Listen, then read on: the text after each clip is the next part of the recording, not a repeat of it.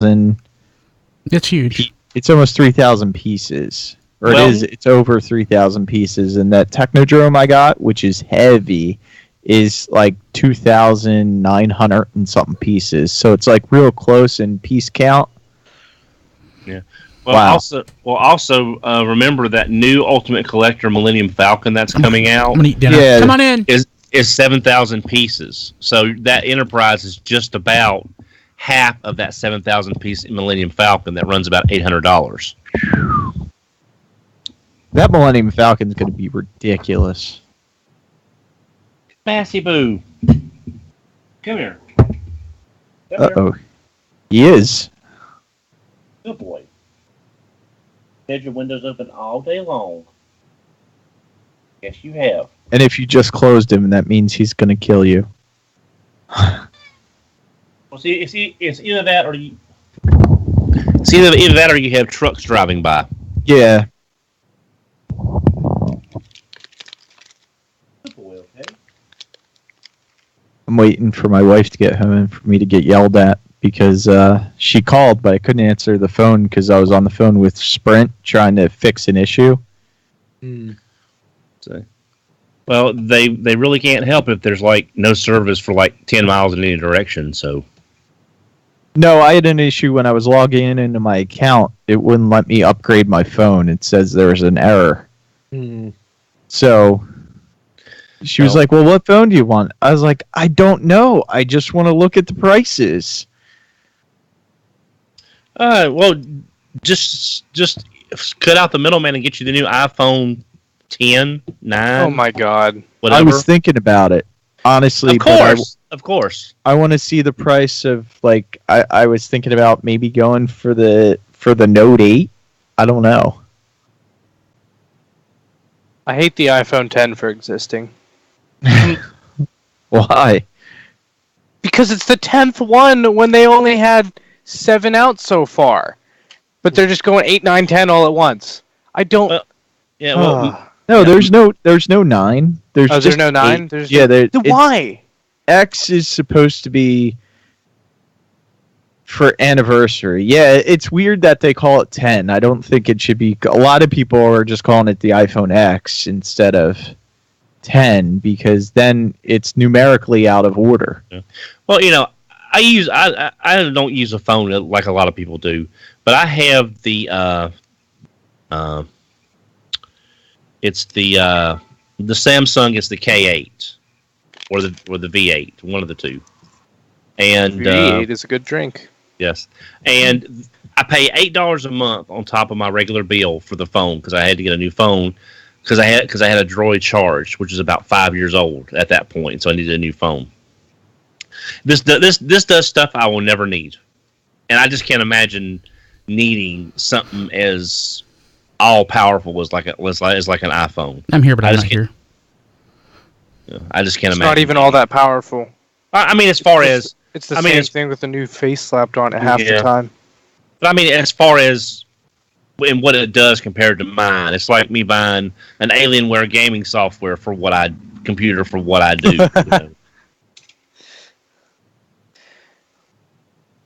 I have like an iPhone 4 or a 5, and I'm fine with it.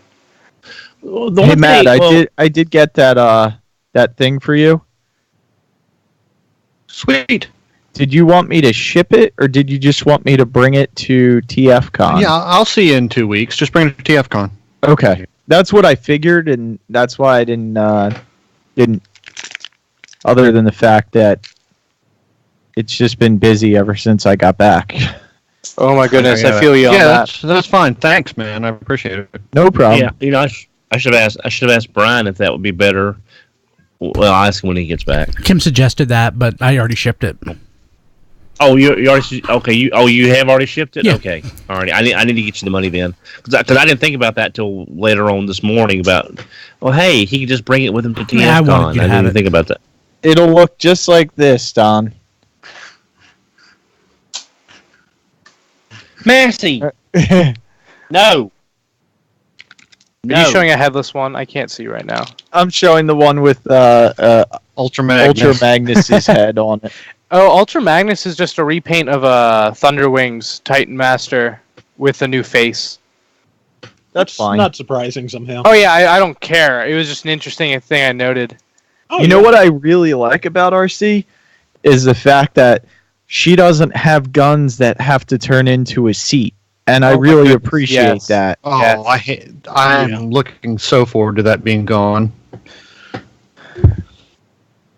Like, to have nice little pistols with her is awesome. I mean, the Blur mold already has the shield built in to be the Titan Master thing, so it doesn't need to have guns. Like, Blur had his regular gun anyways. It wasn't a Titan Master thing. Oh, it did it. You know what? I forgot because 'cause, it's uh, been Because so long. the shield holds the Titan Master. Oh, Yeah. does your Kingdom- RC head pop out easy? Oh yeah. Yeah, Oh yeah. has It's to. the way the slots kind of designed. Yeah, I guess because they're trying to go for like the exosuit bubble helmet there, it just doesn't just- have as much mast grip. It looks weird too. Oh yeah. It looks like they just forgot a face. Like, I know what they're going for, but it just looks like, I don't know, it's like they had an egg there and they were just like, oh, we'll sculpt the face later or something, or make it look like a helmet later. And they kind of just left a circle there. Yeah, I almost would have rather they painted it yellow. At least you get that, like, you would have had that. I don't know, I wish it would have had slightly more detail, like something. Yeah. I don't know. It's not awful. And again, you don't really care about it that much because you keep it as RC like 99% of the time anyways. At least most people do. The alt mode is pretty nice though. I like it. They said it was IDW inspired, which in all honesty I don't see it being anything super identical to any of her modes, but I mean it does. I like it. It's like a combination of several. Yeah. Although to be honest, the exclusive I've handled the most after HasCon is the portable battery. That looks like a lot of fun actually. It actually is, especially because I can use it too. Oh yeah. So I have a reason to carry it around. So Eric, I guess you get a charge out of it. Oh my goodness, that's as bad as your phoning it in pun about the Optimus Prime stuff. I've got compliments about that pun. Thank you very much. That was bad. It was very bad. Yeah, I actually didn't get the battery. I don't blame you because it was expensive, but I am glad that I did. Yeah, if I would have needed another portable battery, I probably would have got it. But I just did, so it worked out. Yeah, There you go. yeah. We'll definitely not knock you for getting that. Yeah, I didn't get it. Don't need it. I mean, I don't need any dog, shut up. Transformers. Sorry. Dog's barking loudly because he knows that we're eating. And he likes people. The dog is, Kim gave him some people food about a year ago, and he just won't shut up. Yeah, the only thing my dog gets is pancakes, and she knows when they're being made, and then but she has to wait till we're done. So, I feed my dog scraps all the time, and it's not good because she always comes back for more. Yeah, it's weird. Massey, he wants to know everything I eat, but he never wants any of it. He's just like, "What are you doing? What are you eating? What is that? Oh, I don't want that." But it's just. Yeah, I mean, he'll occasionally eat a little piece of cheese or a piece of ham or something, but he wants to know what you're eating. Just he'll never eat any of it. Because he's a cat, he has to know everything. Or because you have terrible taste in food. That Yeah, could he's be it, like, too. what are you eating? What is that? Oh my god. Why? why? Yeah, why would you do that? Is that Miracle Whip? Is that Velveeta? Well, today for break at work, I bought a small block of the small blocks of Kraft, the regular blocks of cheese. Yeah. Like you would grate. I ate an entire block of Colby Monterey Jack. It was one of them kind of mornings. I needed cheese. Did you have it with crackers? No, I just had it straight. Did you I cut it? basically just ate an entire block of cheese. I eat entire blocks of cheese all the time, so I have no room to talk there. I think I'd be sick if I had an entire block of cheese. That would not go well with my stomach. I mean, I drink almost a gallon of milk a day. At least I did. I haven't as much now. Oh, I can't do that. I used to.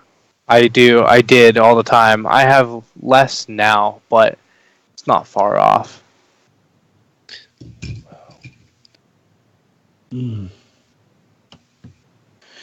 I'm so glad I got Captain Rex at HasCon. He's like my childhood.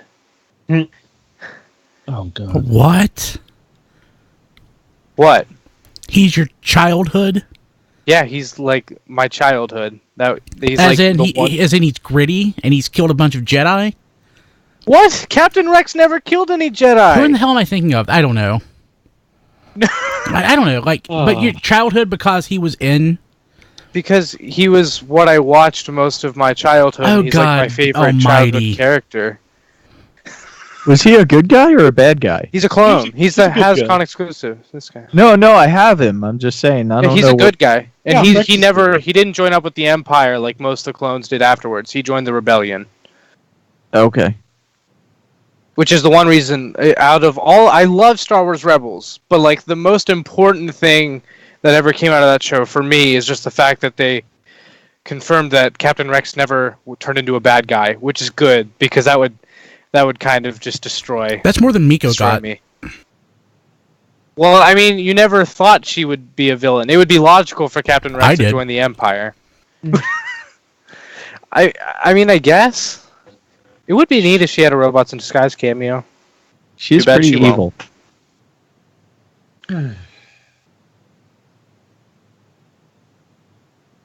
I'm so glad I snagged a Thrawn figure at HasCon too because I'm obsessed with this book. I'm almost done with it. And it makes me sad because it's just so perfect. He's the blue skin Smurf guy, right? Oh my god, he's not a Smurf, but yes. He's an Andorian. Get it right. Oh, No, okay. he's Chiss. You're awesome. He's not Andorian. There is a difference. Yeah, Andorians are actually interesting and kind of cool. You know nothing about the Chiss. Well, you're right because that's Star Wars expanded universe and it's Star Wars, which I could care less about. Well, in all fairness, no one knows like anything about the Chiss. That's kind of what is like makes him special. That's the joke. There's only like one other Chiss character ever in Star Wars, and he was in the Clone Wars as a Jedi, and even he didn't even know where the heck he was from. So he was Odo then. It's almost like a Yoda thing. They don't explain his background because they don't need to. Well, they didn't need to have him fight on screen either, but they did that a couple of times, and it was terrible. Wait, who, Yoda? Yeah. It was better in Attack of the Clones than it was in Revenge of the Sith. His fighting, I mean, because he didn't do as much lightsaber crazy. Well, no, he did. Yeah, I didn't need to see either. Yeah, I don't care for it that much either. You know who does need a Black Series figure? General Grievous. Yes. Amen. Yes. So bad. There's others that really need it too, but by far, General Grievous. I still think, like I said at HasCon, probably they'll do him with his vehicle, and it'll be like a $60 set. And it's a shame that General Grievous never made it into one of the movies. He did. It's a shame that General Grievous never made it into one of the movies. You're right. I'm with you on that. I mean, about the only figure I can think of I'd want for Star Wars that I can think off the top of my head would be a clean version of the Snowtrooper outfits, because the dirty version just kind of isn't really my preference, and I cannot think of another character I would even care about buying. If General Grievous, Mace Windu. I just tweeted out a list earlier this Wait, morning. did they do a Mace? No, not in the Black Series. Okay. Yeah, I figure I it's might- nice. There's a figure where it's made. Yeah, that's. Yes. I must have the figure arts one then, because Oh, I I was want like, I know that. I have that figure. I've got the Gennady Tartakovsky Clone Wars mace, the 3 3/4 inch figure, which is fine for me. I'm just surprised with all the figures they've done. They haven't done a Mace Windu yet. I know. They've even done. They're coming out with Qui-Gon now, which I'm surprised that they have Qui-Gon, but they don't have Mace Windu. Yeah. I don't know. I mean, he technically had a bigger part, I guess, in the movie he was in, but it's Mace Windu. Who do they have to pay more for likeness rights? Yeah, you're right. I thought they had Qui-Gon in one of the earliest waves of Star Wars Black Series. Nope, he's coming out in the newest wave, and they tried out a new technique on designing him. In the way they did the eyes, as separate pieces. It's a longer explanation that I could go into, but basically they did it as separate pieces to make it look nicer, and it worked. This was their first test at it. But now that they have the way they're doing the movie scanners to get the actors anyways, they don't need that anymore. So they tested this out and it worked, but they're not going to use it from now on. So it's kind of interesting. Well, I mean, Jack Pacific has been doing that real scan stuff for the wrestlers for years. That's supposed to be a really great likeness, but I guess that's only for. I guess that's just for if for real people and not just importing it and then using it and something like that. Yeah, because Star Wars actors aren't real people. I mean, you're not going to get him back in and dress him as Qui-Gon to get him in front of a scanner. No, all they have to do is scan their face. For all the new movies, that is what they're doing, is having them in between scenes literally come stand in a little booth they were telling us about. It's almost the size of a closet. And so as they're filming the movies, literally in between, they have them step into a closet thing, and it scans them all around. Okay. Yeah. That's interesting. Oh, yeah.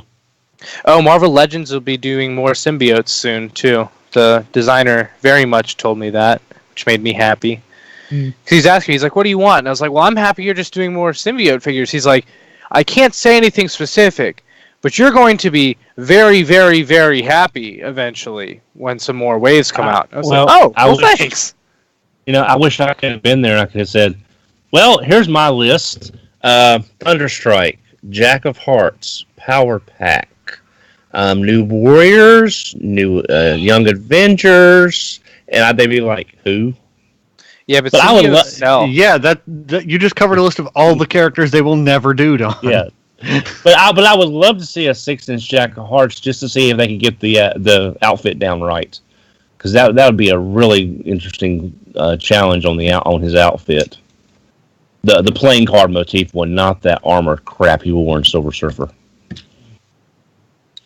Yes, if they ever do him though, they will pick the worst possible costume because that's how things go. Well, it's weird. The 3 3/4 inch series Quasar they did is the outfit he was wearing not long ago after he came back to life, and it's like he has 2 other good costumes out of the 4, and you pick the one that is the blast. Even his worst outfit that he wore, his second outfit, is still a better looking outfit than that one. And you pick the worst outfit to put the character in. I just noticed my knockoff Jetfire is very close in color to the movie The Best one. And probably a lot cheaper. Oh, yeah. It has to be. But it's not the same colors as the original, which is weird. It's closer to the movie The Best.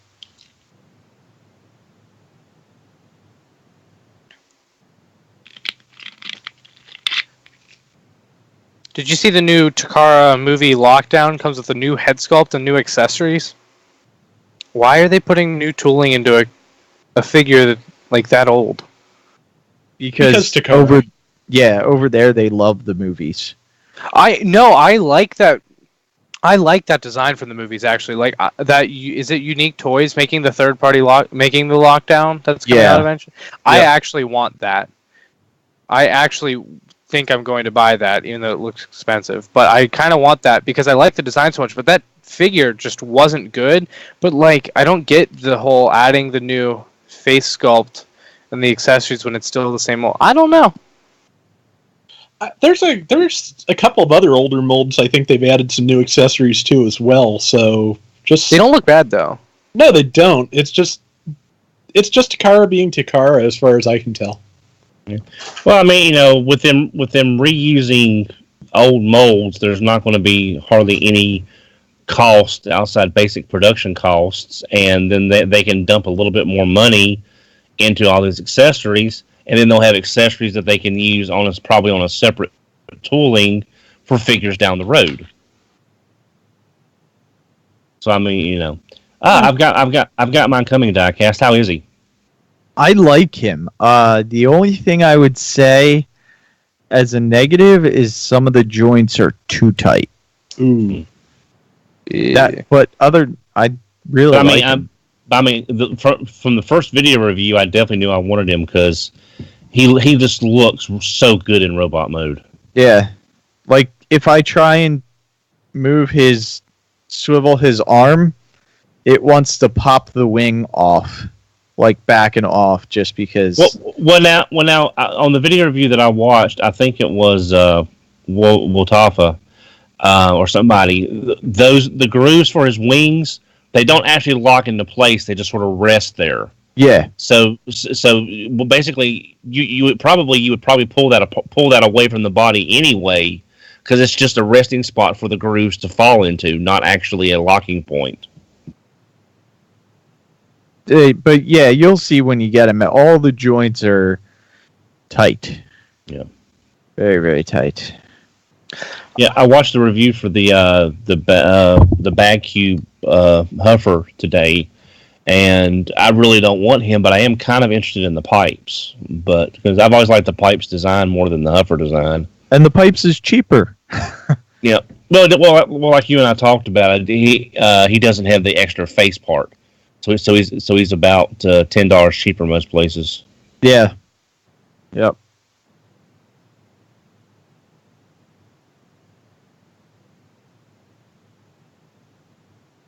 Oh, so I finally got last night Steelbane, and everyone under-exaggerated how loose that figure is. Oh my goodness. It literally just falls apart in my hand. It's sad. It's sad. Because it looks nice. It looks like it could be a good toy. That one that needs some future. Oh my gosh. Yeah. Invest in some floor polish. A bottle will do you for a lifetime. So yeah. It doesn't take much. I feel like when you pay $20 for a deluxe, it shouldn't have that problem, though. I agree. No. Yeah, but look at you're not wrong. Yeah, but look at Masterpiece Optimus, the new one. You've got parts that won't line up. You've got fixes that require cutting into the plastic to get stuff to line up, and that's $100 figure. And you're still having to tweak it right out of the box. Triptychon's $150 figure, and its hips snap off like wheat before a thresher. Isn't the Masterpiece Prime selling for like $180 at the Toys R Us? No, I think Bumblebee's supposed to have a retail of $70. Wait, you're talking the movie. I thought, never mind. Wrong. I'm sorry. Prime. I know what you mean. Yeah, the movie was the one that I was pointing out in the displays, and I was like, look, that one has the gapping issue. That one they didn't even try to attach the smokestacks. Well, I think Diecast, I was telling you that MGO found a way, at least on his copy, that if you assemble all the parts beforehand and then press them together, it's supposed to try to sit a little more flush. Sometimes it still pops out, though. Yeah. But every reviewer I've seen has trouble with them without cutting into the plastic in that corner to get the smokestacks to swing further. There's no way to get them to line up. Yeah. And I've not seen a review yet where they say, "Oh, just do this and your smokestacks will line up." Yeah, no, it's really bad design. But I mean, Triptychon is still the worst offender. I mean, $150 City Former, and his hips snap off, out of the box, kind of. No, my second one's fine. Yeah, I was gonna say. Apparently, it was only certain batches. Moz kept posting a list and updating it, and now it's gotten to the point where the batches of good ones outweigh the bad ones. But still, you shouldn't have any batches that are that bad that it literally self-destructs if you don't fix it right away. Yeah, Yeah. Yeah, and the QC not catching some of that early on or something. It's just whatever. I have a working Trypticon now, so I'm less bitter about it. Yeah, me too. I was talking to my friend Blade Raider on Twitter and about Matt, about what you and I are talking about on Twitter too about G2 Megatron, and I thought now I want to see a Trypticon in Megastorm colors, just to be crazy. So what's Windblade's Target Master supposed to be? Don't think we know. The running theory is it's for Fracas. Not anymore now that we've there's seen pictures. it. Oh, we have. Okay. Yeah, everyone was like, "That's not Fracas." Yeah. Yeah, it's super red. It's a red double-barreled. It looks more like Pinpointer than anything else. Hey, you know what the best thing I took away from HasCon was? Recipe for the Dunkin' Donuts energy drink. Yeah, they basically did tell us the guy told us how to make it. I'm like, okay. I didn't understand why he said that. I was like, don't you want to sell it? Like, isn't he said to take a can of Monster, then put 4 ounces of syrup in it. Well, I took a can of Monster, and I added about 2 ounces of syrup. I don't want to put all 4 in, and it's pretty good. I don't even like Monster, and I liked that. Yeah, same. I don't like Monster, but I did like those samples they had there, so I actually like that. I'm gonna make it with my SodaStream knockoff Red Bull next. You know what else I liked? Cheerwine. Yeah. I actually did. Nectar of the Gods. Yes, it is. He was surprised he liked it. Yeah, I was actually surprised I liked it. I didn't think it was going to be good.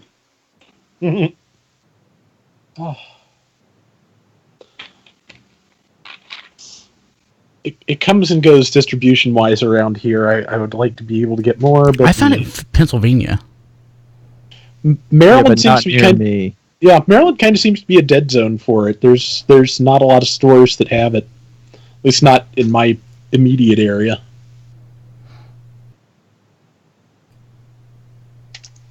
Be right back. Okay. Oh, I got more head this week too. Oh god. I have to go grab it. Wait, he's not talking about Headmaster RC? No. What head did he get this time? That sounded really weird. Did that Unicron head come in 2 different colors by any chance? I don't think so. What's the deco of the Unicron toy? It's like the black with the green and... Energon. Unicron. Yeah. Wait, that's just the colors it was released as? Yeah. Yeah. I thought it was like a special edition or something. No, that was the second release. Yeah, they when Transformers Energon came out, they had both that set of colors and occasionally the original colors in an Energon box. So I gotcha. They had that version just sitting around Hasbro headquarters. Nice. They had a bunch of things sitting around Hasbro headquarters. Oh. Wait, is that Grimlock? Oh, I know what it is. Never mind, I know what it is now. Yeah, I told you I got head. The only kind he'll be getting. Diecast, can you please just stop with that? It's annoying. You made your point. Oh, silence.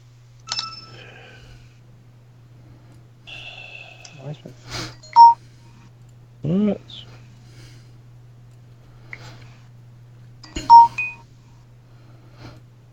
Dun da dun dun. Dun dun dun dun dun.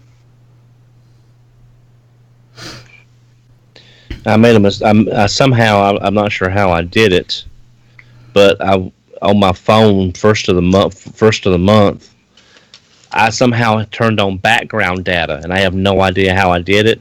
I have used up all my data. Background? What is that? I don't even know what that is.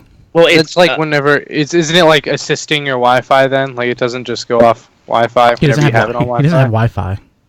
No, I'm saying I'm saying on my phone. It's just what it says is enable usage of cellular data in the background. Somehow that got turned on, and I used all 5 gigs of my 4G in 2 weeks. So now I'm throttled down to 2G the rest of the month. I thought you said 2G. One. Yeah, I thought you said Sailor Data. I'm like, which one is that? It's like I don't know which that Sailor Mercury's friend or. Okay, it's time to start. Yeah. So I'm on 2G the rest of the month. Let's see here. Need to pick a winner. Winner, chicken dinner. Figure out who that's going to be. We have a wiener. Wait, which contest is this? Brian's Closet, I think. Oh, is this the one where you had to leave a review? Yeah. Ah. Did people actually leave reviews? Yeah, we got more than I expected. Well, I guess more than I expected. How many did you expect? 2. Yeah. We got 3! Got 3, yay. Man, those are pretty good odds for that contest.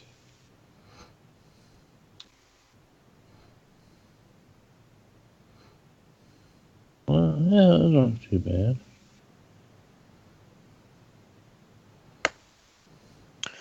Oh, man.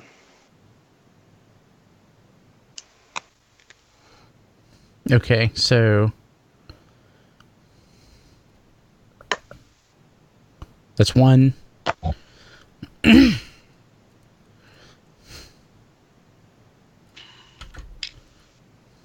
Wow. Well, if y'all guys need a 4-pack of Waspinators, they're on sale at the Collectors Club. Yeah, how much is on sale? $39 for a pack of 4. Oh, That's I bought actually that a set good at full price. Dang. Yeah. That is I might actually go buy that. that you is still a have to really have a good cl- set. Do you still have to have a club membership or buy these things? I No, don't I think think they lifted that now. Yeah, I think it's open to everybody. Here, I'm putting the link in the chat. So Oh before, yeah, there's a chat. so They're like, we have to get rid of this stuff any way possible. Mm-hmm. okay, that's the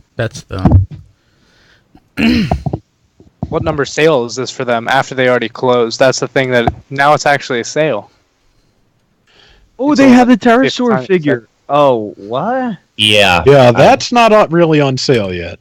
yeah. I have that figure and I love that figure. Yeah, I wanted that figure, and It's what's weird his though. name was Pete was supposed to give me one, and he never showed up to give it to me. okay. What's kind of? Okay. Go Oh, ahead. starting. Yeah, we're starting. thank- Let's start. Okay. No, never mind. Let me make sure the recording's going. Do. If anyone ever sees that figure go on sale for maybe $30 or $40, let me know. I would pick it up for that.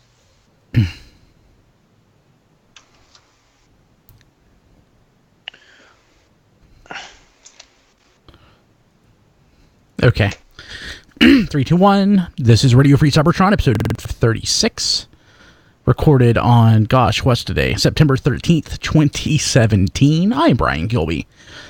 And with me this week, we have Don. Don, you're the man of the hour at HasCon, and you weren't even there. Apparently, I missed another good convention, even though all the signs pointed to it not being a good convention. So maybe It was a good convention. It was. It actually was. It was. We'll talk about more of that later. We have Diecast. Hello. Hey, how's it going? It's going good. I am out of habits, out of practice since I wasn't here last week, so I'm going to have to fumble through this. Thank you guys for covering, by the way. Eric, thanks for being here. Jason, who's in the chat right now, thanks for being here. So that was awesome. You guys are great. Eric, again, here. How you going? How you doing? God, I'm Doing just pretty good. screwing up. You know what I need? Caffeine. So, bottoms You need up. Monster and Yeah, you need that special Dunkin' Donuts monster drink. Yeah. That's good. So isn't that just like pureed donuts, and you just sort of shoot it into your system directly? Is that what that Oh. is? God. Hey, Matt. Hey, How's it going? It's Rob. Hi.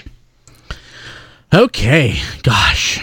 Man. Okay. So, HasCon was last week. The first one ever. We'll, much of the show will be taken up by HasCon this week. We'll be talking about it. Plus, we had a couple interviews that we will insert into the show. What else we got going on here on the show this week? Lots of news. Not just HasCon stuff, but just a lot of stuff going on this week. But first, we're going to start off with the winners. The two winners. Originally just going to be one. I decided, what the hell? We got a lot of awesome HasCon swag and stuff, so we'll do a second winner for our, I can't even say it, our RFC on Alexa contest. Alexa, please ignore. Should have spelled Calling it. with Alexa is not supported on this device. You can use the Alexa app instead. Yeah, that's actually the Eufy Genie. So I guess Alexa, yeah. But yeah, so I try to on my other podcast, I do Alexa. So, but yeah, so we have a contest where we are giving away Titans Return, Top Spin, and a couple of Legends toys. And all you had to do was leave a review for the podcast on Amazon. Whether you get it in podcast form or whether you get it on the Echo, it's all well and good. So let's go ahead and talk about our winner. So I'll read the review first and I'll announce the name. And I don't know who this is, so I'll have to go in and get the information they sent me. But the review said, an excellent source of news and extensive knowledge base of Transformers from toy lines, movies, and even comics. I love listening and watching the podcast. Like the individual mentioned below, these folks have great timing, except I can't read worth a damn tonight, on everything Transformers related before it's released. So that's from a Gearhead. So congratulations to a Gearhead. Once I actually go through my email and see who you are, I will contact you and I'll get your mailing address, and you've won Top Spin in the Legends toys. But one of the best Titan Return he's figures. awesome. He's awesome. Yeah. Oh yeah. But we had some extra swag from HasCon, so I decided to do another winner. This winner will receive a wonderful prize pack featuring HasCon stuff and other things. Don's never mind. Yeah, so we have this is from an Amazon customer. Again, I'll go through the email and see who it is. Brian Kilby is the hardest man in podcasting. Hardest working man in podcasting, certainly not the hardest man in podcasting, as you can tell. He literally does not sleep. Fact. That's true. Everyone should listen to the Happy Daily, and Transformers fans should listen to RFC Daily. Both are fun to listen to. I'm hoping for a Chip Holloway daily. That would be great. That must have been just recorded because I just did that podcast like yesterday. That's wonderful. Okay, so congratulations. I'll contact you, get your mailing address, and we will send that stuff out. So, sweet. God, I need more caffeine. I'm going to quickly... That monster's not cutting it, so I'm going to open up the Rockstar and dual wield. So... So good. Caffeine. Let's see here. Anybody get anything this week? I did. Diecast. I did. I got another head, and this time it's Grimlock, or for the Fans Toys Iron Diebot FT08. So I got my more G1 accurate head, which I enjoy it. It's a very nice head. And then I also got DX9's Rick Tovin, which I like him a lot. The only thing I can really say about it, there's some parts where his joints are way too tight. This door to get into where his little heart is very hard to open, and I feel like I'm going to break it or take paint off or something like that. But I really like the figure. He's a good size, too. I mean, he's pretty much... I mean, he's heavier than a deluxe, but he is pretty much deluxe sized. And I also got a Titan Master RC from HasCon while we were there, which she is especially lovely. She's a lovely lady. She's a lovely lady. And then I also got Primitive Prime because of the SDCC exclusives there. And I think Transformers-wise, that's it. Awesome. I'll go ahead and go because first I want to mention Diecast brought me a couple things to HasCon. He brought me, it's not a KO, it's not a KO, is it, of anything, Diecast? It's a combiner of, like, bugs. Yeah, it's just some weird, Transformer. It's a magnetic bug. Sorry. If anybody watched this week's What Happened to the Headmasters, that'll make sense. Yes. Yeah, or listen to it, yeah. So, but it's a bug combiner. Have not had a chance to open it and put it together yet, because I have been swamped. Oh my God. So much stuff going on. But I got that, so thank you very much. But my favorite thing you got me as a joke. And I love it. So, we drove Kim's car to HasCon. He assumed that we were going to drive mine, so he got me a sticker that says Transformers Armada, and he was going to put it on my car. Joke's on him, because it's awesome. I'm going to wash my car this weekend, and I'm going to put it on there proudly. Nice. It's beautiful. It's just the Armada logo and that white vinyl styling that you get basically, at a gas station or whatever. It looks great, so I'm super happy about that. And Jason, right now, you should join us live in the chat when we stream the show live each week, starting at about 7:30 Eastern Time on Wednesday. Jason is in the chat right now. Whenever I mention something, he is just sharing it in there. So, Jason, you are the man. Thank you very much. I love that. Let's see. Also, I got, thanks to Anthony Brucali, my friend. God, I've known Anthony so long. Anthony was one of the folks that I actually read about on the internet on a website before I met him, which is kind of funny. Same. Yeah. Well, I read about him on the internet before you were born. That's God Almighty. So somebody actually so our 18th anniversary episode is coming up next month, and we're going to do a contest. But my friend Ricky today suggested that the episode should be, oh my God, I can't believe it's been 18 years, for like an hour and a half. But yeah, but Anthony got me, he got me Octane and Blitzwing. So thank you very much. I was able to pick that up. I got her head just fell off. RC. I got, God, I don't want to break it. I got RC here, and I'm going to lean over in a second once the next person starts talking and fumble around until I find the head. But I got RC, RC, and that's how Don's got lost. Nah, his is okay. I checked. I didn't check it because it's still sealed. Leonad and Ultra Magnus. Plus, Diecast snagged me because, God, I was worried it wasn't going to be there when I got to it. Primitive Prime, and it's really nice. It's really nice. Mm-hmm. It's beautiful. And honestly, you may not have gotten it if... Yeah, it is one of the exclusives that sold out, because we managed to get some because we were in line earlier, but I know that was one of the first things to sell out later. Yeah. Rob, what'd you get? I got Deluxe Titans Return Breakaway and Legend Sea Spray, and somebody got those for me off of my Amazon wish list, and I have no idea who. The notes were not signed or anything, so thank you very much, whoever did that.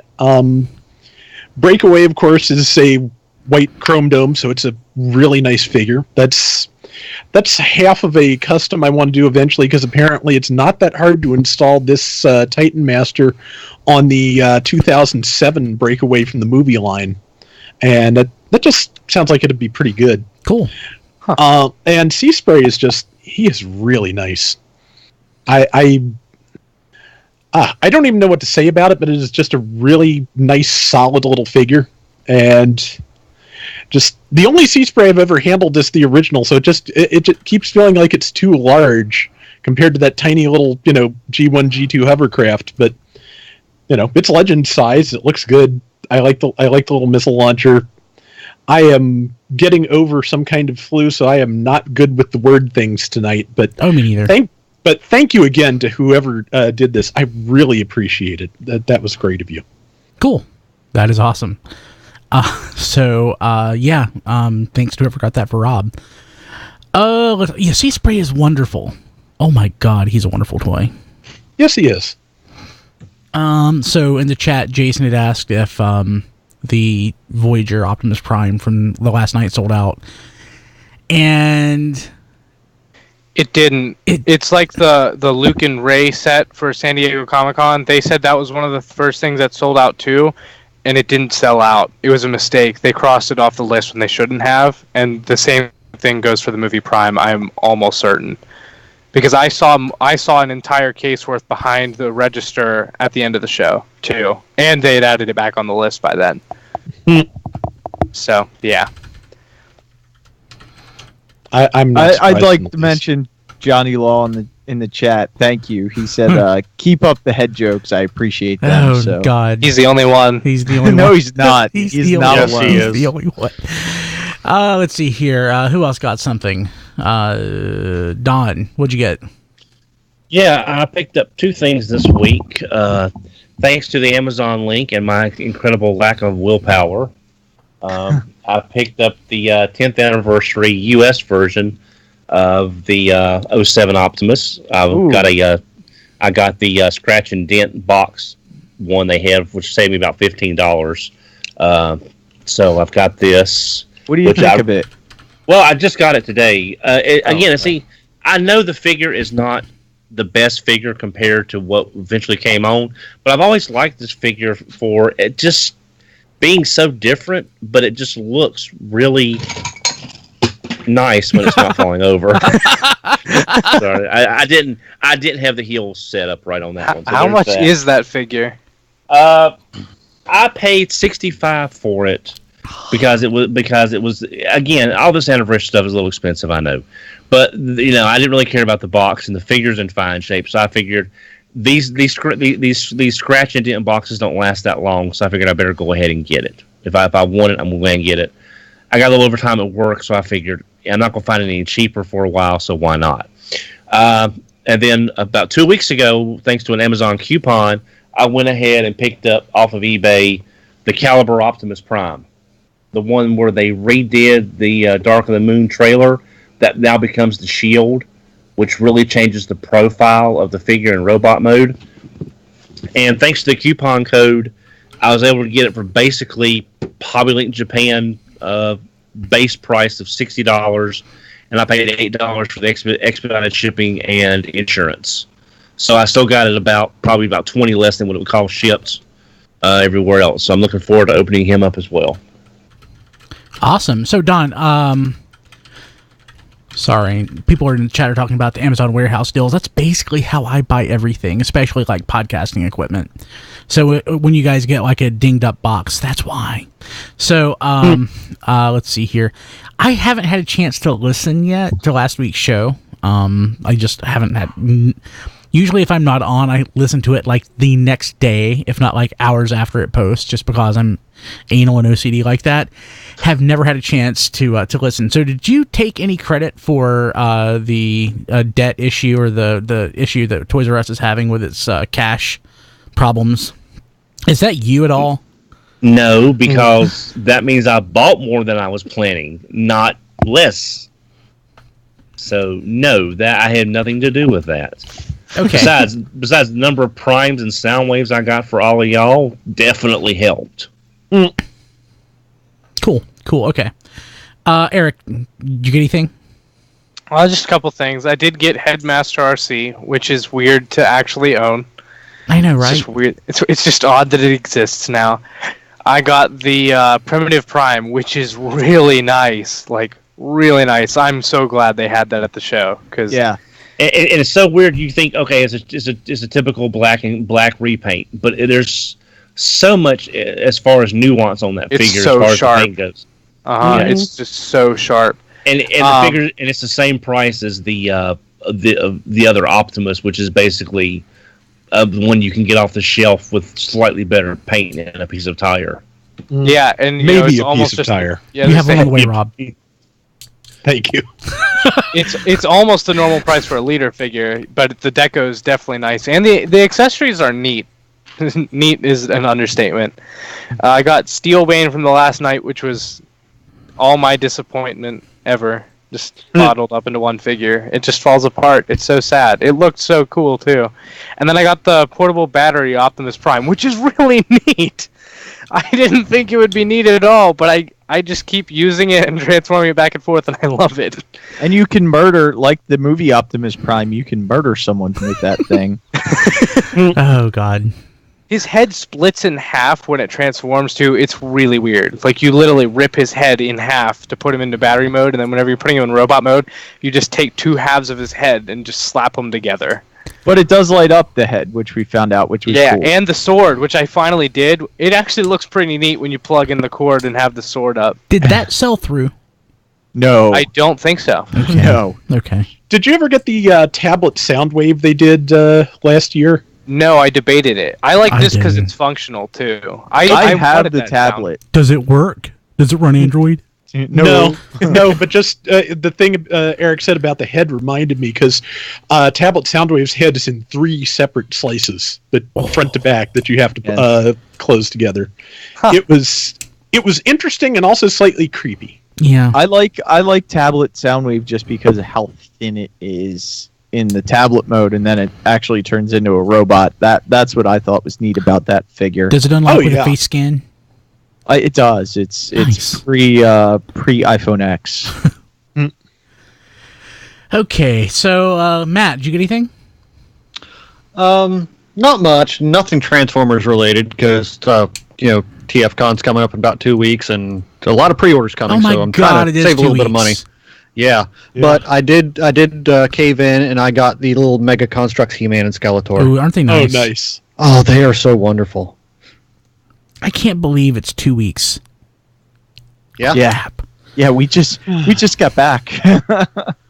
Yeah, so we'll talk more about that here in a minute. So let's go ahead and do a live mailbag, because our friend Jared in the chat, Jared Hebert, has been trying to get this question to us for a month. So, what is everyone's hopes and or wishes for retools or redecos in Power of the Primes? G2 Dinobots. Yeah. Yes, that's exactly right. You just nailed it. That's so. I'm assuming, and Jared, if you disagree with this, let me know. I'm assuming that he means things that are retooled for the line that are pre-existing.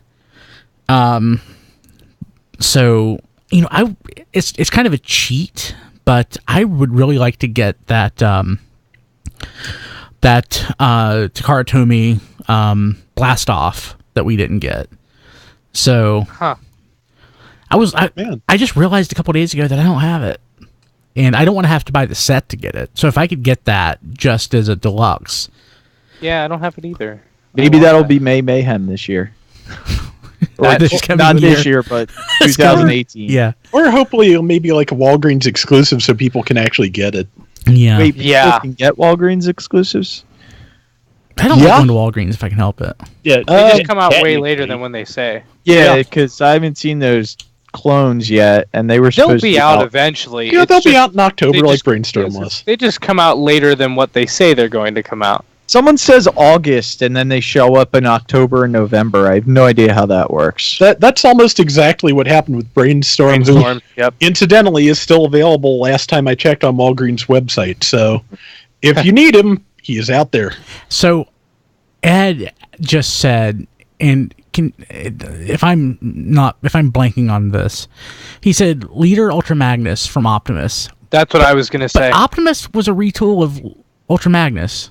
No. The new Power of the Prime's Optimus Prime.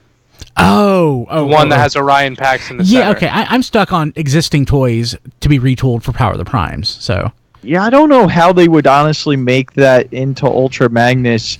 They would have to do some retooling on Orion Pax, because I mean, they wouldn't have to do that much, because that robot isn't super important. All they would have to do essentially is remold the chest and the head of Orion Pax. It would have to be more square. It would have to be. But for the bigger robot mode, honestly, a lot of the trailer goes under Optimus Prime's arms, which they, with the Ultra Magnus into Power Master Optimus Prime, they took a lot of the trailer that became Magnus's shoulders and put it under Optimus's arms. So I'm sure they could switch it around if they could do one reshell to do it the other way. You know what I mean? Like, I'm sure they could reverse that process and make it happen. And I think it's a perfect time, because the whole becoming a Prime thing with the little robot inside, and then the bigger robot mode for the Prime, that's totally what Ultra Magnus is a little Optimus Prime with big armor to make him Ultra Magnus. So I'm fine with it as long as they do have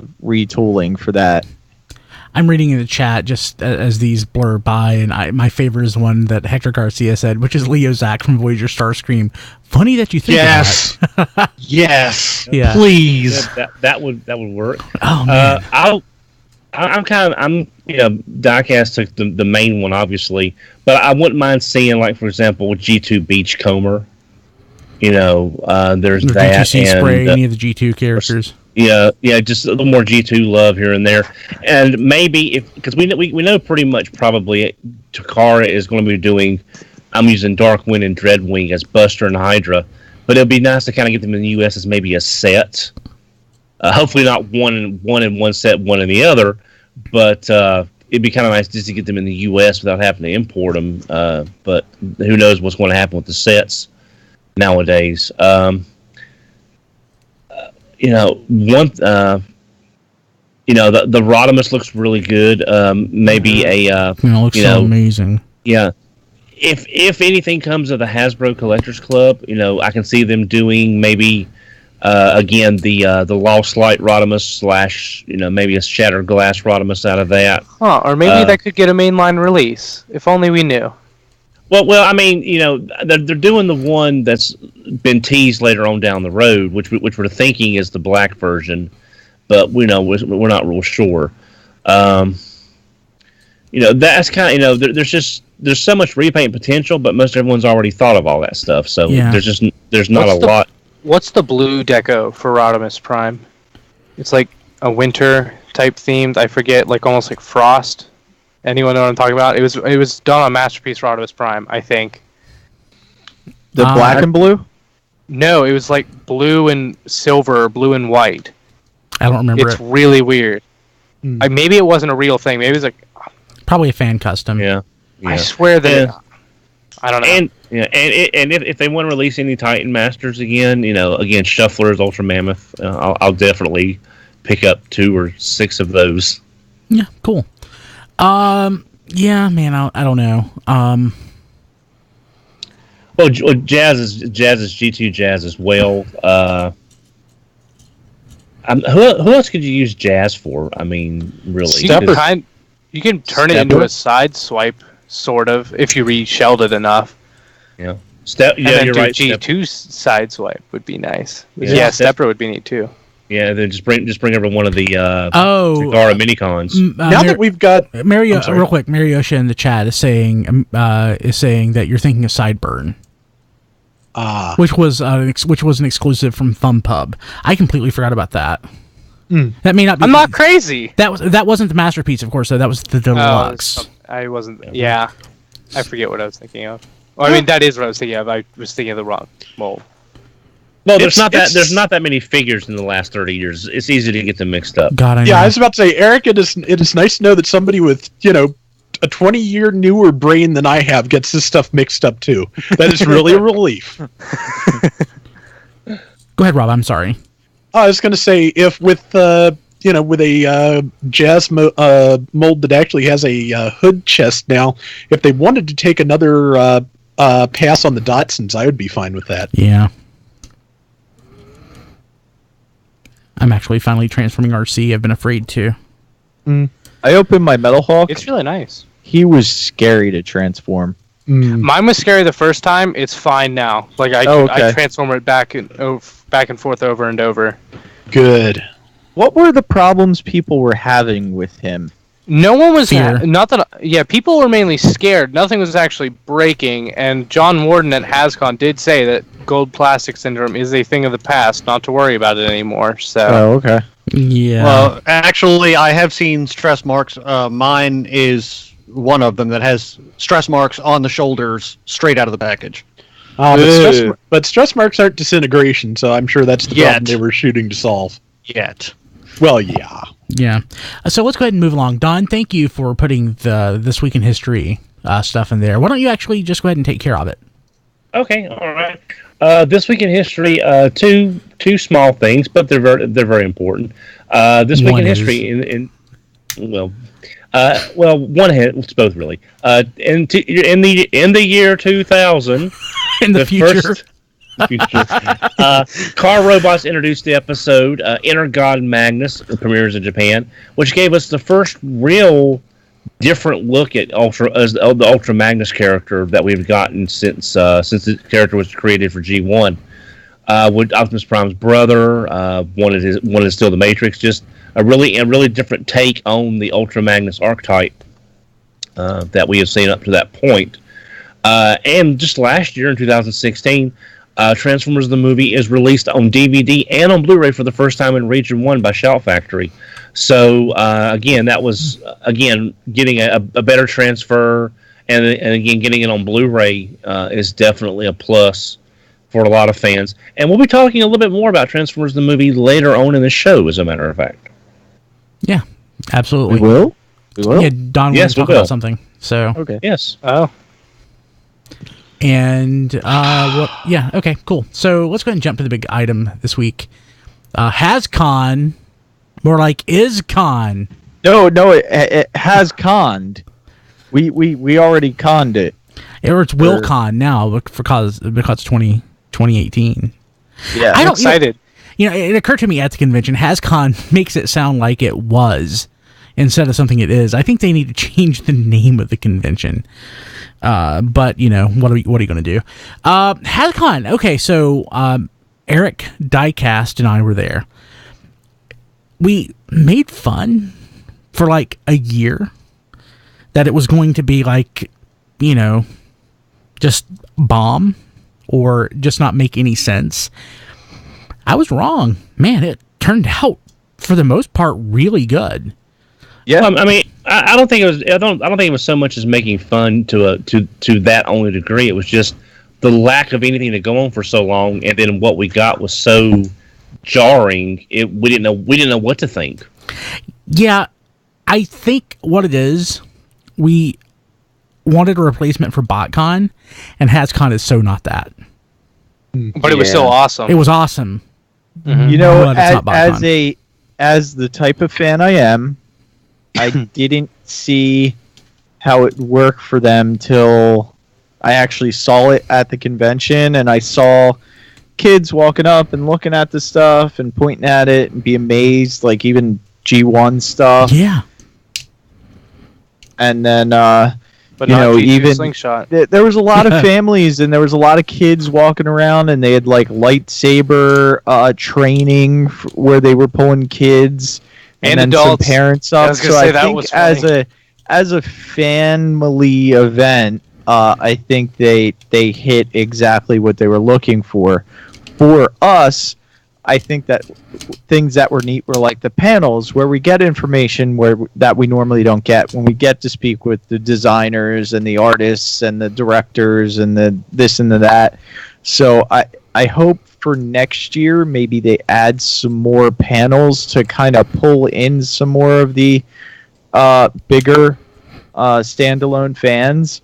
But I think as far as families, they hit it out of the park. Yeah, I kind of don't think they will aim it towards older fans because I think they did pretty well with what they intended. So I kind of don't think they're going to try to change it for... In fact, I think they probably need to remove some of the stuff that they had in place to make it kind of like a convention. That dealer room needs to go. Yeah, that dealer room was just kind of sad. It was on the top floor, like away from basically everything. And they only had a couple of dealers, and they really felt out of place.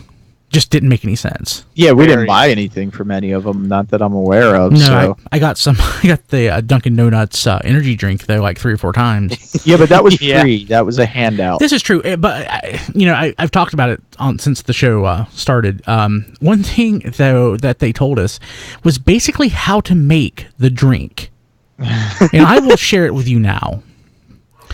So basically, what they did is they said take a can of Monster and then put 4 ounces of syrup into it.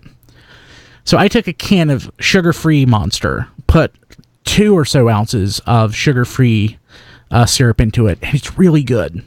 Where do you get syrup from? The Tarani syrup, the kind of stuff that people put in coffee and drinks like that. I ordered it on tfradio.net/Amazon. So... and it's so good. But yeah, that deal room totally had to go. So gosh, there's a lot of news that we can. I want to use this as a guidepost. I don't want to necessarily talk through every single thing here. But we got there, Thursday? Most of us did. Yeah. And Diecast got there after registration had closed. I got to registration, and there's nobody there, basically. I mean, in line. There's like one other person besides me and my wife, which I felt didn't necessarily bode well for the convention. And come Friday morning, it felt like it wasn't going to go, that well again because there weren't that many people in line. And Friday was pretty thin. But come Saturday, it really filled out pretty quickly. Mm-hmm. Saturday was their big day. It really was. So, let's see here. Gosh. So, Friday, what was the big thing for you guys? They switched the panel last second, so that was a little hectic. My first impression of HasCon was, wow, this seems unorganized. It changed as the weekend went on, but at first I was a bit concerned because, as you said, it was not super packed on Friday. There wasn't high attendance, and then they had switched the schedule was messed up. It was not good because we had already gotten in line for the exclusives, and then we found out, the Transformers panel isn't at 5:30; it's at 11:30. We were already partway through the line, so we were like, no, we're not getting out of this line. We waited for so long. We're getting our exclusives. It's happening. And they had SDCC exclusives, which exactly. we knew would be even more limited than the HasCon exclusives. So we kind of were stuck. Like, we wanted to see the panel, but we didn't want to miss the exclusives. So, I wish the panel would have been later.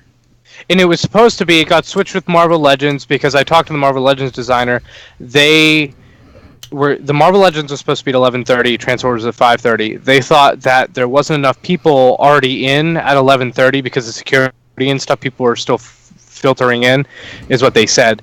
So they decided that the Marvel Legends needed a bigger crowd versus Transformers, so they switched it. So Marvel Legends Marvel Legends had a bigger crowd later, and Transformers would have a smaller room though. Yeah, they had it in the tiny cramped space.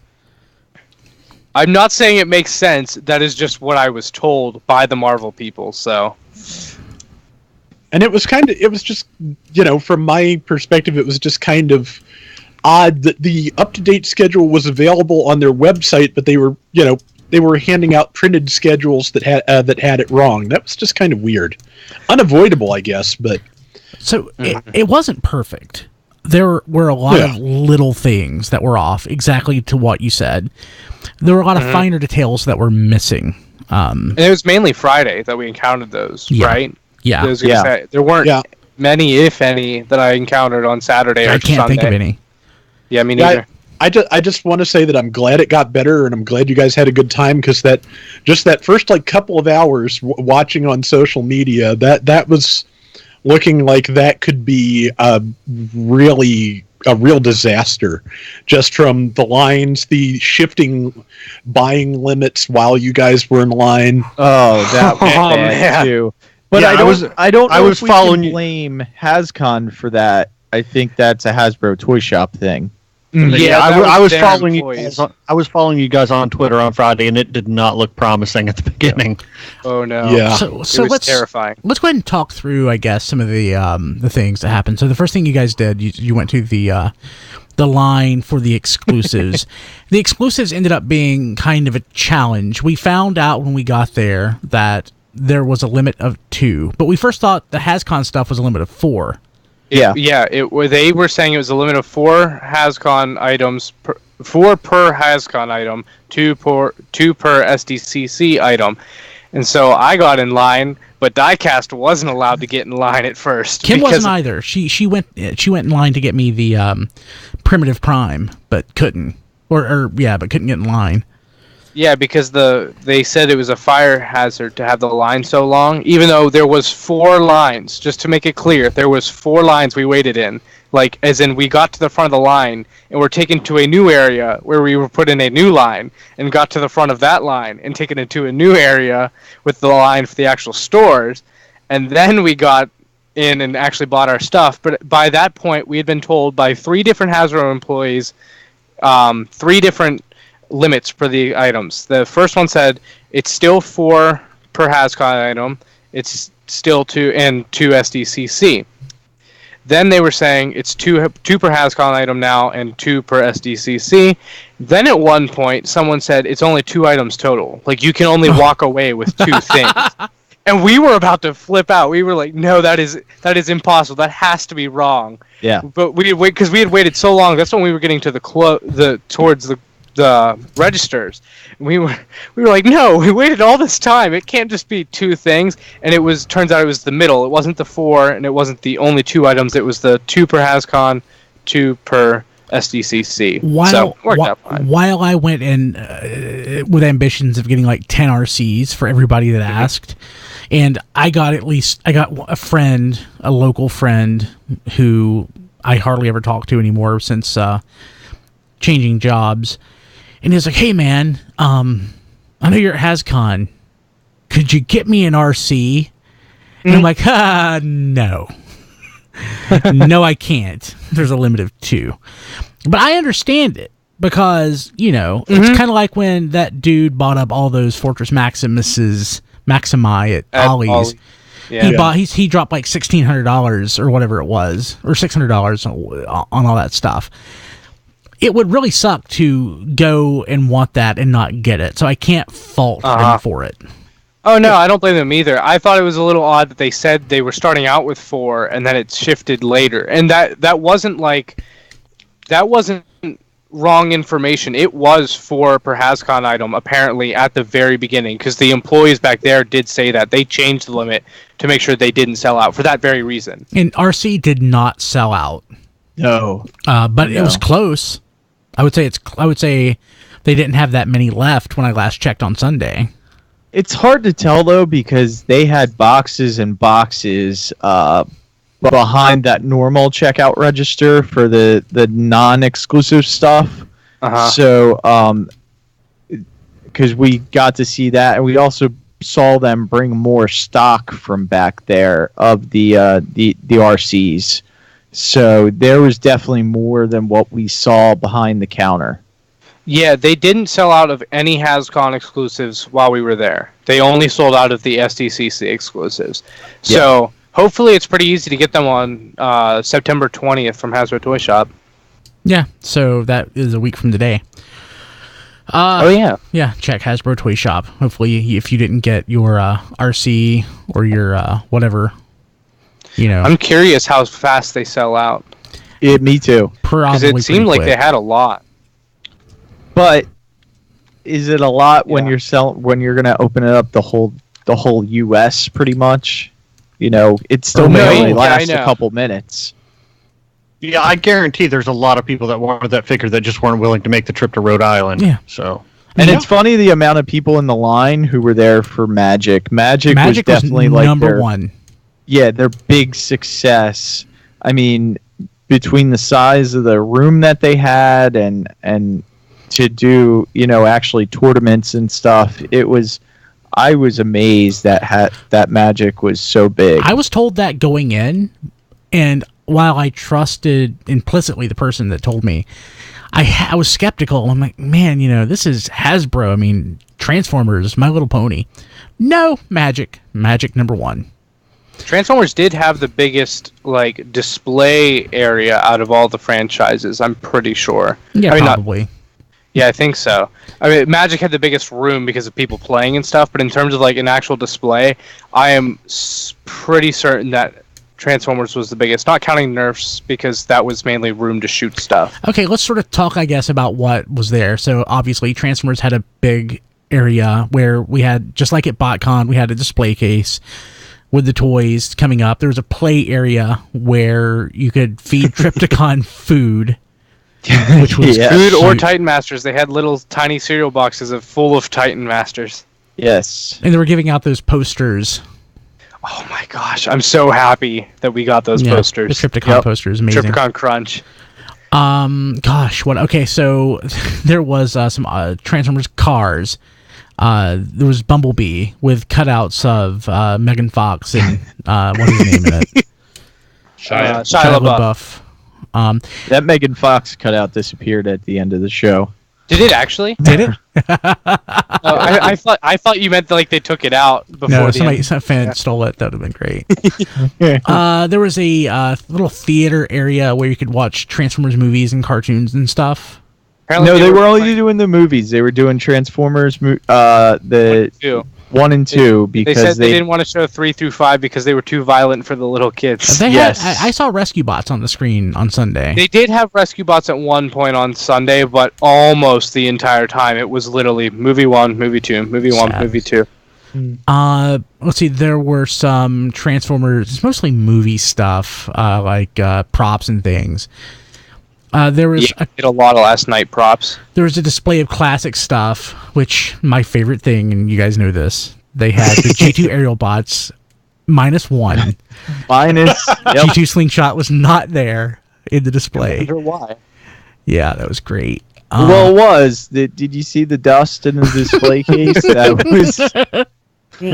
That's great. What else? They had some prototypes, mostly from Robots in Disguise. Yeah, the prototypes are awesome. I still don't know if we've gotten all those figures. No, some of them are unreleased stuff, like the Battle Damaged Bumblebee. That actually never got released. I found that out later. The Scraplets from Transformers Prime, those were like a concept, apparently. They never got a release. The Blaster repaint with the new head of Dark of the Moon Soundwave, which looked pretty neat, that never got released either. So it was a lot of... Those were the concept things. Everything else was basically gray models of things that we know about / are out. Let's see here. What else? So, was that it, Transformers wise? Yeah. They had later. G1. They had a case of G1. Yeah, the classic G1 stuff. I mean, the G1, G2 stuff. Nothing that impressive in it. There was it was Fortress Maximus in the box, but it was the G1 toy, not the reissue, right? I think so. Yeah, I think it was. And a bunch of movie props. Yeah. If you want that Excalibur or whatever the heck it was from last night. Yeah. So Marvel, we can sort of hit this one up, I guess, a little more quickly since it's not Transformers. Marvel had a lot of costumes from the movies, which do we know they were costumes because, God, they were all so taller than I am. Yeah, they were costumes. Well, they were on they were costumes. Yeah, they were all just raised up. They weren't actually taller than you. Yeah, they were. Especially the Spider-Man. They shouldn't have. Spider-Man. They were raised up pretty high. He looked like he was about 10 inches taller than I am. I think you're remembering it wrong because Okay. they were all on a platform, but yeah. Yeah, that Thor costume, I was eyeing that costume up pretty hard. It was the new the one from the new movie Ragnarok. Yeah. And I was like, if I was standing on that platform, I would probably fit into that costume perfect. Ooh. I don't think he's that short. No, he's not. Oh man, that's not nice. Let's see here. There was this neat display where you both, I think, got photos in it where it's basically the Marvel Legends Black Series with a hammer. Yeah, it's the Marvel Legends like packaging, and you got to stand in it with the hammer. And the guy who was there told me some pretty neat poses to do, so that was fun. That's cool. Let's see here. Not Star Wars. Marvel. Anything else cool? They're doing the 6-inch retro packaging for a couple figures like Wolverine and Captain America, and I kind of want those. Wolverine. So like the old Toy Biz? Okay, because I'm thinking what could be retro for Marvel Legends, and I wasn't sure if they would have the rights to the Toy Biz stuff or not. The Iron Man looked awesome. That was my favorite one. It's like an old school Iron Man. Yeah. Which Iron Man is it? Classic, like Mark 42. Yeah, I'm kidding. If it's classic. Mark 6? Early 90s, I think. Yeah, I was going to say if it's to emulate the Toy Biz, it should be like the Post Armor Wars one. Yeah, I think so. Let's see here. I didn't even pay attention to Star Wars, and I hate that I don't care, but I didn't care. So what was in Star Wars? Nothing new. They didn't have many new toys on display. They had like the Emperor Palpatine's chair from Return of the Jedi that you could go sit and take a photo. They had a Darth Vader just standing there. That was pretty tall. They had R2-D2, BB-8, and Death Star like beanbag chairs, which those are kind of neat actually. That you could just sit in. There's a bunch of stuff for the toys, but not really much to do there. Not as much to look at, I'd say either. So. The display with the Black Series figures, though, was amazing. Yeah. It was really well done. It had some of the best scenes from the movies just all throughout there replicated perfectly. Like, I wonder how long it took to set that up, because it looked really, really well done, but it looked like it would be a pain to do. Oh, you reminded me, they had that big diorama from the last night that looked really cool in the transfer section. I haven't posted photos of that. I know other people have, but I got photos I need to post. I guess I technically need to do a write-up of this for the website because Hasbro asks for that stuff. It's like, hey, send us a sample of your stuff. Can't you just give me a press pass and, you know us. Don't. Yeah. Let's see here. What else? Okay, so My Little Pony. They had a thing where they would like paint you up as a My Little Pony. They would do like art. I thought that was for the troll. Oh, they did hair for trolls. And yeah, that's hair done. That's what I thought you were talking about. There was a wall where you could color. And Kim got some choice photos of me playing in the My Little Pony section, which I probably won't share. They're on my personal Facebook. Let's see here. I figured since I was trolling Don all weekend, I might as well get my hair done up as a troll. The thing is, it didn't look bad. It was actually kind of looked neat. Yeah, it did. Well, I mean, compared to your flaming red haircut last year or year before last, it's not much difference. No, it was much more multicolored. Let's see here what else they had. So the Trolls, Play-Doh, Mr. Potato Head, Sesame Street. Hey Brian, did you happen to ask the Hasbro people? You didn't tweet about this. Did you ask them about your Transformers Weeble Wobbles? Whatever happened to those? No. No. You didn't? Okay. Should ask that in the interview. Different team. They probably have no idea what we're talking about. Yeah. So it's like, I love the in-jokes. Diecast, so we're going to play the interview after the segment, or after the news, and Diecast got one of our in-jokes in, and it worked great, because that was something that they did, but yeah, the Weebles, was it the submarine one? Yeah. Good, because the John Warden really appreciated that. Good. I was hoping you'd get John Warden with that one, because the Jack for T-Formers actually asked them about that at SDCC, and that he did not get John Warden, so they did not quite get the joke, and gave us a straight up honest answer. Yeah. So yeah, that was good. I will have to listen to that, because I want to hear what John Warden has to say about it. I hate that I talked to John Warden after that in the panel that we were at. Oh, that was great. I warned him. I was like, just to let you know, I'm going to ask for that about it, every other time I see you, just to keep it relevant and in your mind. And then he went into this story about, when he used to work on the G.I. Joe team, one of the jokes was Snake Eyes, that they had to do Snake Eyes all the time. So he did one that was really different. And he was like, that's the one that goes, for like $90 to $100 on eBay right now, because it's like one of the most different Snake Eyes. So I love to get that interaction with the designers and the brand team managers. It's almost better than doing an interview with them, just to be able to, talk to them like a real person and not actually interviewing them. Yeah, so we have to have the PR folks with us when we do the interview, and I took a nap. Saturday we had no plans, actually. Kim and I had no plans to actually do the convention on Saturday, but our interview got bumped like 3 times. So Diecast and Eric ran that, and the PR guy was there. But the next day, I love when Diecast does this, we just followed him into the panel room. We didn't realize that we were supposed to wait at the door, so we just walked in while they were setting up, and we sat there. And John was just very conversant, and it was really cool. I really enjoyed that. So right before that, I also walked into the Transformers VIP room, Yes, he did. and someone handed me a signed Susan Blue RC poster. So I got a signed poster. he did the last one. The last one. He was like, "Here you go." I was like, "Oh, thank you." It was great. Yeah, it was pretty awesome. But yeah, so let's see here. So we played Nerf on Sunday. That was great.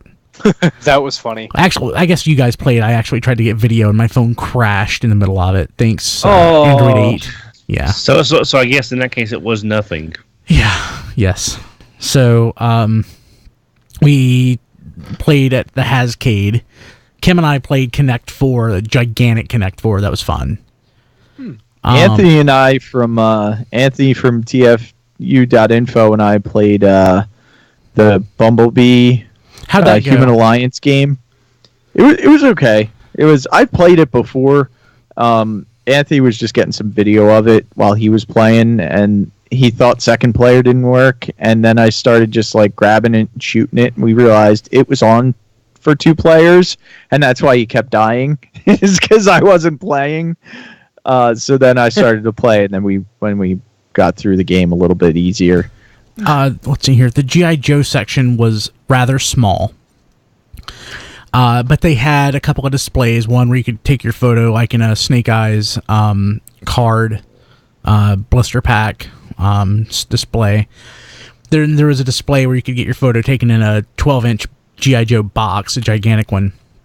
And the thing I thought was most interesting was the paint masters that they did, which is basically they would take the toy, scale it up, the mold, scale it up, paint it to make sure that it looked right, and then apply those that paint to the smaller to the regular scaled toy.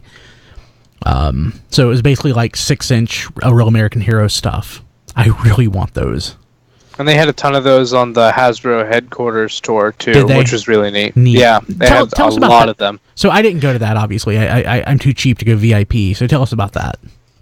So they started off like outside. You were only allowed to take a picture with Mr. Potato Head outside the building. That's the only picture you're allowed to take. Then after that, it's no photographs. So we got in. They told us the history behind Hasbro. Didn't the Monzo company. take some photos while he was there? He did. I love you, Monzo. You're my hero. I watched him. He was technically allowed to take photos of one thing because the guy who's on the tour couldn't think of what the Transformers item was. So he said, you could take a picture of that to ask John Warden later, even though you're not allowed to take pictures of anything else. Okay.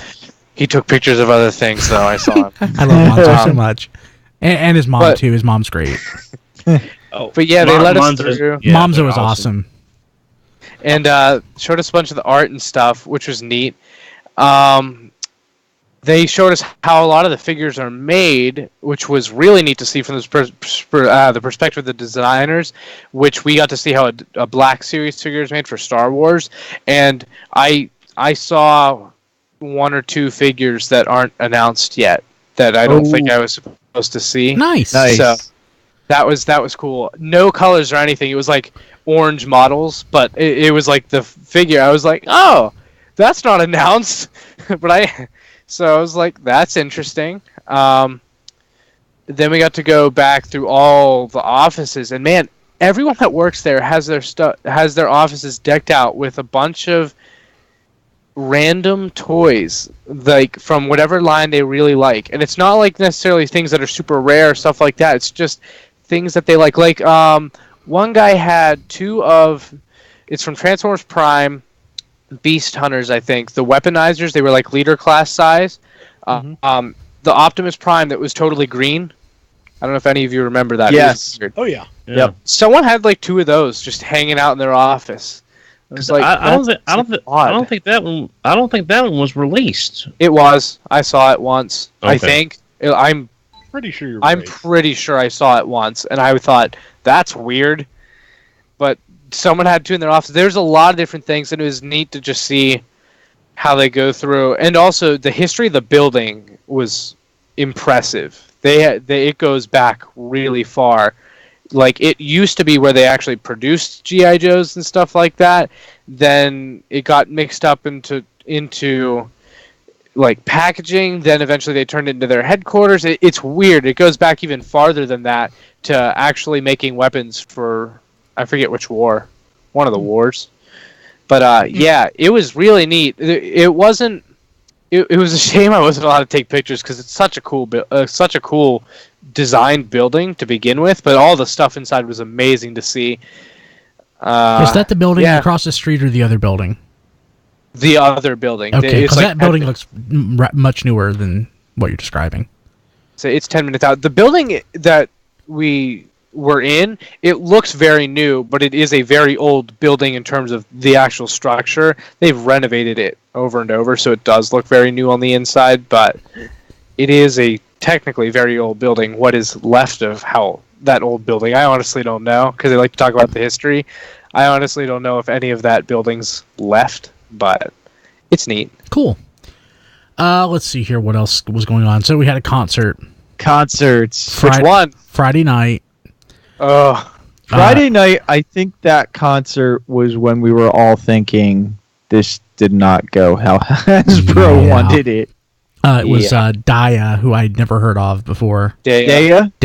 Daylight Come made me want to go home. She did have some songs that I recognized from being on the radio. Yeah, not songs I like. They're usually songs that I change the station when I hear on the radio, but it's stuff I've heard on the radio. Which, again, they're appealing to people who would listen to that. So that was one where we were encouraged to come down to the floor. Because it was so dead. There's no one there. They actually made us go down to the floor. They did not want us to sit up top where we were. And in the press video, when they have video from the stage, you can tell that it's kind of empty around the back. Yeah, not my thing, but she did a good job. And the people who are into that stuff, are like the teenage girls in front of us, were really into it. Yeah. She's my age, so yeah. I was surprised when I learned that. She looks like my wife's teenage cousin. She looks almost exactly like her, so it's weird to me. Actually, would have really appreciated her bright orange pants. Yes, he would. Yeah, she did look like that Star Wars blaster. I love that you tweeted that out. Then Saturday we had Toys to Men, and I love the idea of a corporate house band. I hated the band. I didn't hate the band. I thought they were good. No. Yeah, I only saw the very end of it, and it was not good. So I work at the corporate offices of a company much larger than Hasbro. It's a Fortune 40 company. And it would make so much sense for us to have a house band. People internal that can play music so that when we have an event or something that they can just play. But we don't have recommend that.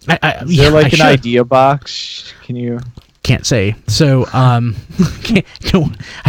think I'm stretching it by saying we don't have a house band. So, but that was awesome. I love that. Yeah, they were pretty good. I mean, I wouldn't pay to go see them, but they were pretty good. I didn't pay to go see Dio or not Dido, Deo. Daya. Sorry, You can't even get it. Or Saturday's big artist, which was Flo Rida. He actually did really good. Yeah, that was good. Not my kind of music, but he was awesome. He was every really song awesome. He sang was either his or he's in it. Every song. I did check. So I was happy about that, unlike the other concert. Yeah, I've heard every single one but one song he played I'd heard on the radio or Kim playing it before. Me too. The one about Cake was the one I didn't hear before. I think I heard that one before. Yeah, I've heard Cake before. That's the only one I haven't. At least I don't think I have. Every other one I knew pretty well, actually. So I love Cake, so you mention it and I'm remembering it. So he sorry. Obviously it wasn't a paid show. He got paid for it, but I'm certain he didn't get paid by the tickets. It was a flat rate, so he didn't care, that it wasn't a big crowd. Probably better for him because everybody could see him, everybody could get engaged. He could talk to basically or wave at everybody in the crowd. He did an awesome job. He does a great job of playing the crowd. Yeah, whether you like his music or not, his performance was really, really well done. He really involved the crowd, got people to come up, and he did a really good job. I was pleasantly surprised by how well he did. I actually enjoyed it. And so, obviously, since it was a corporate event, he probably has a corporate package where he says, "Yeah, I'll even mention the event for you." So he he managed to sneak that in quite a bit. Actually, on our RFC Extra, we started off with a audio clip that Anthony recorded, which was "Welcome to HasCon." That felt really forced. That was the only point in the show where because that was like the very end where he'd already finished the song, and then he was trying to get the crowd to sing it, but the crowd wasn't that loud. It's like, no. "Welcome to HasCon." I was like, this feels forced. But overall, it was good. Yeah, it was good. So that was the concerts. Directly after that was the VIP dinner, which I didn't go to. So tell us about it. It started off with inducting, I forget his name, the producer of the Transformers movies into the Transformers Hall of Fame, which had a really long video with a lot of famous people saying congratulations. Then also Sue Blue got inducted, and that had already been spoiled earlier in the day by Peter Cullen, which was really funny during the panel. He mentioned that, we're so proud of her getting inducted into the Transformers Hall of Fame, and the guy running the panel was like, that was a little spoiler, but I'll let you have it. And so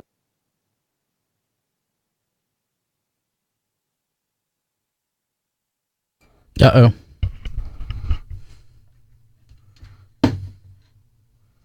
a ton of toys. Some were really nice, some were just like one-step changers, but like 70 items, including stuff signed by Stan Bush and Mark Wahlberg. You guys there? Can you hear me? Yep. Okay. Note an edit point real quick. But they had all that stuff there, and apparently whatever seat we were in, you had to feel underneath, and if there was a ticket, you got to go get the thing. And so some people got a Trypticon, some people got a Masterpiece Optimus Prime or Masterpiece movie Bumblebee. There was even Dragon Storm, the leader class figure from the last night. There was last really? night. Yes, there was last night Wave 3 stuff. I think there may have even been a Cogman, Deluxe Cogman. They definitely had one step changer Cogman. But I was like, yes, I'm going to get something. But no, there's over half the people got something, and I managed to be in the minority of people who didn't get anything, so I was sad. Aww. How many people showed up for the VIP event? I guessed, looking at the chairs and the tables, I think my estimate was 110. I think. Did they have empty space? I'm assuming they didn't set up for people who weren't there. No, there wasn't any empty space at the tables, like, at all. Yeah, they said it was sold out because I asked about it Saturday morning, and I was like, I just want to know if how much it is to get in. They're like, oh, it's sold out. Like, oh, nice, okay, good. Yeah, the food was good, and then they said, because we didn't know necessarily what all we'd be seeing that night, then they said, yeah, we have some new toy reveals for you, and then the Stan Bush concert. So we excitedly all went back down, and they started showing us the jackpot of reveals for HasCon, which was Primal. I mean, there was Moonracer, there was some of Abominus, I think it was Ripper Snapper and Hunger, which is not a retool of Silverbolt, by the way, confirmed by John Warden. It doesn't I even can really see. It doesn't look I'm like sorry. it to me. Go ahead. I was going to say I can see where people would get that. It's very similar in some of the shapes in the limbs. I do see that, but it's in not concept. a retool. It's similar, but in execution. It strikes me very much as a thing like Titans Return Chrome Dome, where that they're not actually sharing any parts, but some of the concepts were definitely borrowed from earlier figures. I think it's even I think that is an appropriate way to describe it, but I think it's even less so than Dead End of Chrome Dome, because that transformed like the exact same way. This clearly does not transform the exact same way, but it is that kind of a concept thing, definitely. Rather than sharing parts, which it doesn't, even though some people refuse to accept that. Yes. The Primal was definitely the winner. Yogi-san was there. There was some really cool stories he told. I loved that. He put together an Optimus Prime costume in one day for a party he went to, and it was really good. And so we got to see a picture of him at the party. He said it was a That's very awesome. good party. For any of you that were wondering, it was a very, very good party. It was only 1984, I think. But yeah, it was really interesting. Then the Stan Bush concert, which he sounded very tired, and we were all tired because that was like 10 o'clock by the time he got on, I think, or at least maybe later. And we had been starting. I don't know what time it started actually. It had been a while though. Like we had been there for a while. Most of the people left by the time the Stan Bush concert started, and I don't blame them. I stayed for a couple songs. And he played apparently with Mark Wahlberg. Yeah, that happened actually before the panel because they had all the actors. I forgot that. They had all the actors and voice actors, so Peter Cullen, Frank Welker, and then all the Last Night actors.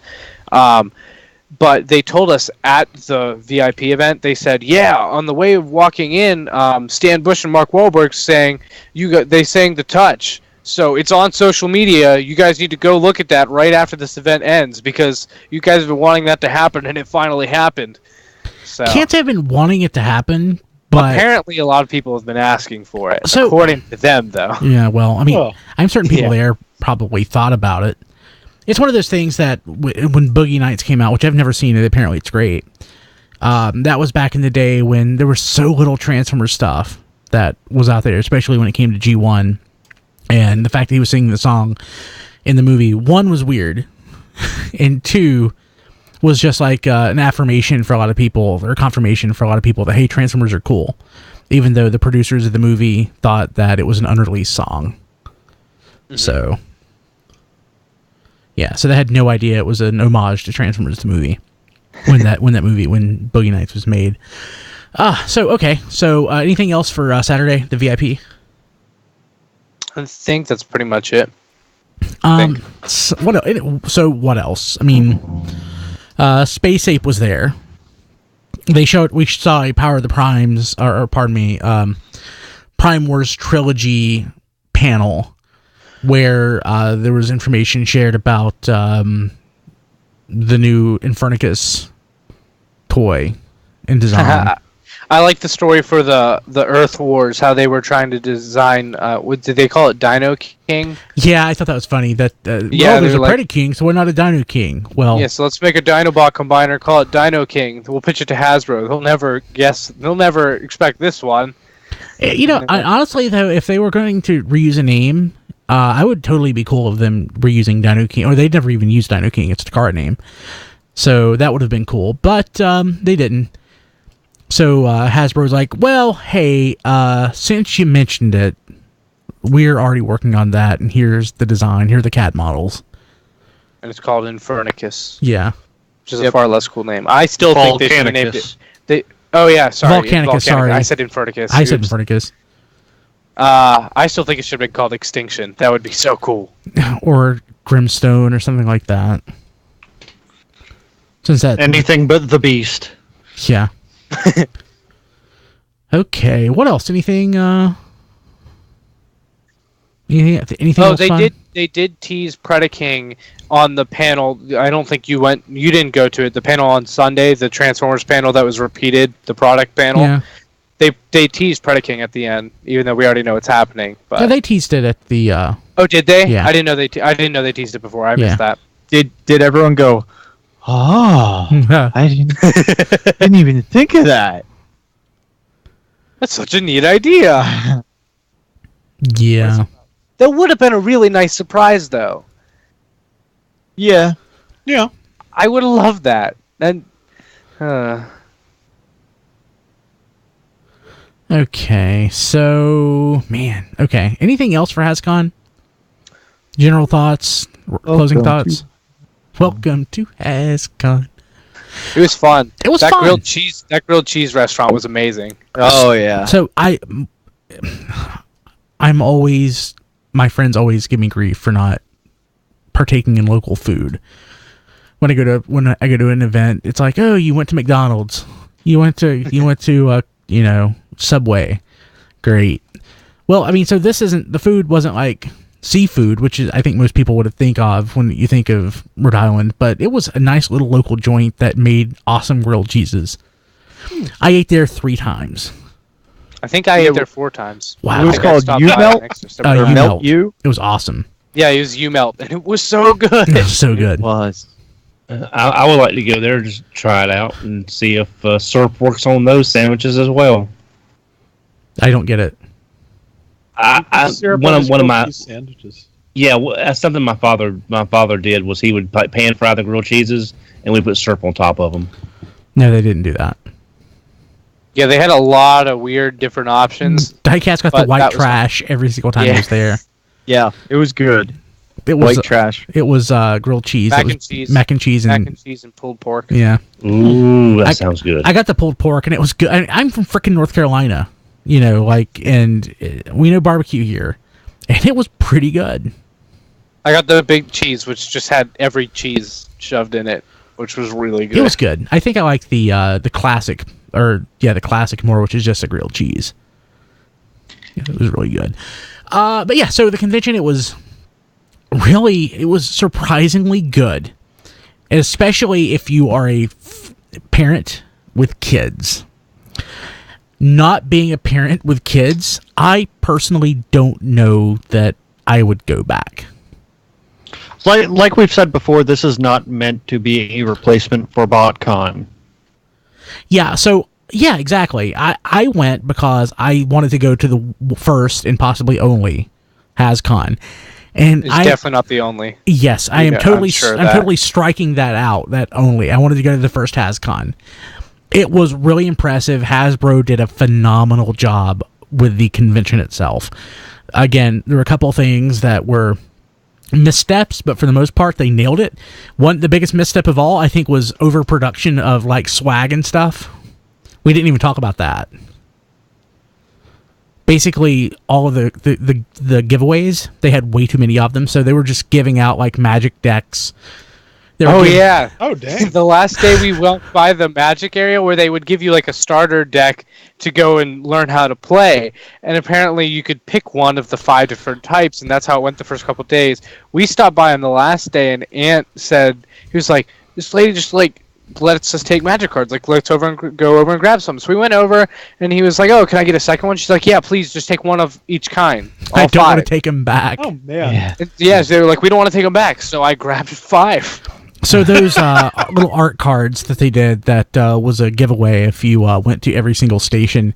Apparently they just dropped them out on Sunday. Yep. I wish Yeah, I I'd known got a that, because I'd second love set. to have grabbed those. I got a second set.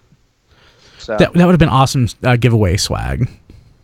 they're really good too. The drawings it's by the designers and their favorite Transformers. Most of them are really well done. Yeah. Storm Shot from Robots in Disguise, which is ironic because that's the one character that nobody knows anything about because he's just a brand new character. He's definitely the best, like undoubtedly the best drawing out of all of them. So cool. Okay, so let's go ahead and jump to the news. Oh, there's news. Later? Oh. An hour and 20 minutes. Okay, so I'm going to I'll run. round up. I'm going to run through this because the show's going to be extra long because I have like 25 minutes of interviews to play. So as well. Nice. Power of the Prime's art assets leaked. This popped up today, didn't it? Yeah. XV wrote the article. I have not had a chance to read it yet. Rob, did you look at it? Yeah, it's just, this is apparently from one of our normal Weibo leak sources, and there's nothing like earth-shattering in it. Yeah. It's some of the artwork that was seen at HasCon and was released online after the show, and there are various, there are the glyphs down the side, and XB has translated the messages for the article, and yeah, nothing, just generic, I want to say term, slogan, something like that. Nothing particularly revelatory, but it's all in there if you are curious. Yeah. I guess we actually really didn't talk about what we saw at HasCon when it came to the new toys. We mentioned Volcanicus, which was the combiner for the Dinobots. We saw the Dinobots, which we saw in the leaks before. What else new? We saw We saw Optimus Primal. Did we see the Jazz during the leak? Or was Jazz new? Saw that at SDCC. Okay. Anything else new? Well, Cloudburst had only been seen as part of the leak before HasCon. That was new. We hadn't gotten a look at a good look at Rodimus Prime's deluxe robot, the Hot Rod, before. That looks really nice. It does. Also, we did of course find out, since we're talking about Volcanicus, we found out, yes, they do combine. The Voyagers come with dedicated feet. The Deluxes come with dedicated hands that double as armor pieces for them, and each of them can mount a Prime Master or Prime Master shaped object, of which I think there are probably, counting Titan Masters, probably going to be 4 in total when all is said and done. Was the Slash reveal new? Yes, Yeah. Thank you. Yes, Slash was new also. And there were people posting immediately on Twitter saying that it was a stolen design from a fan, which they shared the CG model from like 15 years ago that they're referring to, and other than being like a Velociraptor and using a general color scheme, which is the general Dinobot color scheme, I just don't see it. Because nobody could have ever thought to make a Velociraptor in G1 Dinobot colors, But a female. if this one fan hadn't come up with it. Yeah, so it was a female. So I just didn't see that. People of course jumped on and said, "Well, Hasbro's stealing third-party ideas." Well, I guess when you talk about somebody borrowing the color scheme for the Dinobots and then create your own Dinobot, I mean, who's doing the lifting and who's not? So And beyond which, if we're talking about the third-party female Dinobots, I think we're talking about, thank God Hasbro did not steal any of that design for Slash. the Fans Project ones. Yeah. Probably. Yeah. So One thing we did not see or hear anything about was any form of collector's club. Yeah. Yeah. Matter of fact, did you guys... Someone told me that they said that RC was actually going to be released to retail at some point. So we don't know. Other than Hasbro Toy Shop. Yeah, because I thought somebody told on Twitter told me that they said that at the show that RC was a first release pending a broader retail release, but I don't know if that's the case or not. So John was asked, and John said it was more of a Ben question, and apparently when asked about it, Ben did not give a straight answer. Okay. Yeah. I think what you should count it as is Hasbro Toy Shop is going to sell the remaining, so that's your regular retail release. I disagree. I disagree. I disagree on the basis that nothing else they offered, none of the other exclusives which have also gone up to Hasbro Toy Shop, have been offered specifically as a first sale. They've always been termed exclusives. Yeah. No. RC was offered as a first sale. So is Star Wars Black Series Captain Rex. That is being called the first release. Yeah, but we don't have anything else. So same difference with that, right? Though, I mean, we don't know where that's going to be at. No, we don't know where that's going to be at either. But it's not But like in the past the we have Black a Series precedent. figures, that they always release it in a regular packaging without all the accessories. So I think that's what we're going to see with RC too. If we do see without it, the Leonad. without the the head. Ultra Magnus Just doesn't have a sidecast, but Okay, so cool. Let's see here. one last thing we did see in the cases that I don't think has been brought up too much. We did see, again, no official confirmation was given, but we did see confirmation of the unique enigmas of combination that come with each of the Voyagers. There was one by Grimlock's feet, and there was one in Starscream's package. And just like the Matrix cores, they seem to be basically Titan Master compatible blocks. Yep. So you'll have things to put into Overlord's chest if nothing else. Yep. Mm-hmm. Yeah. Let's see here. Also, it was suggested. I don't guess it's news, but we mentioned the Leozak thing Which one? With Starscream. Oh yeah. I mean that was assumed. Then we the Dinobots. I saw on Twitter people were suggesting that those would combine, or be retooled. That would be interesting. Let's see what else we got going on. I'm just going to try to run through this because we've been going for an hour and a half already, and there's a lot of stuff left to talk about. Power of the Primes has hit Toys R Us's computers, so that's good to know. Important takeaway: release date in the toy, or do not sell before date in the Toys R Us computers is December 1st. That's for everything except Leaders, which is in January 2018. Thank you. Yeah, so that's interesting. So this was something definitely worth mentioning. Lin Wein, it is Wine, right? I've never actually heard it pronounced that. Ween. I think Ween. Passed away at age 69. Apparently, he had cancer. Was it cancer? He'd been sick. I believe so. I'm not entirely certain, but yeah, he'd been sick for a while, from what I take. Yeah. Go ahead. Mark Evanier, who is a friend of his, I read his blog pretty regularly, and he said that Ween had been sick like on and off most of his life. So this may have just been a like long-term recurring illness that finally went terminal. But for those who don't know, Len Wein is responsible for a lot of the most famous comic book characters out there. Swamp Thing, the Wolverine. Wolverine. He created Wolverine. I've heard Basically, of that one. the X-Men as you know them today would not exist without Len Wein. Mm-hmm. Transformers-wise, of course, several episodes across different series, but my favorite, of course, which is Web World. Mm. So that's very much unfortunate. Okay, so this could have been the big news on any other week. We got, for me anyway, we got photos and confirmation finally on. Actually, was the news this past week that we were getting a G2 Megatron? Was that on the show last week?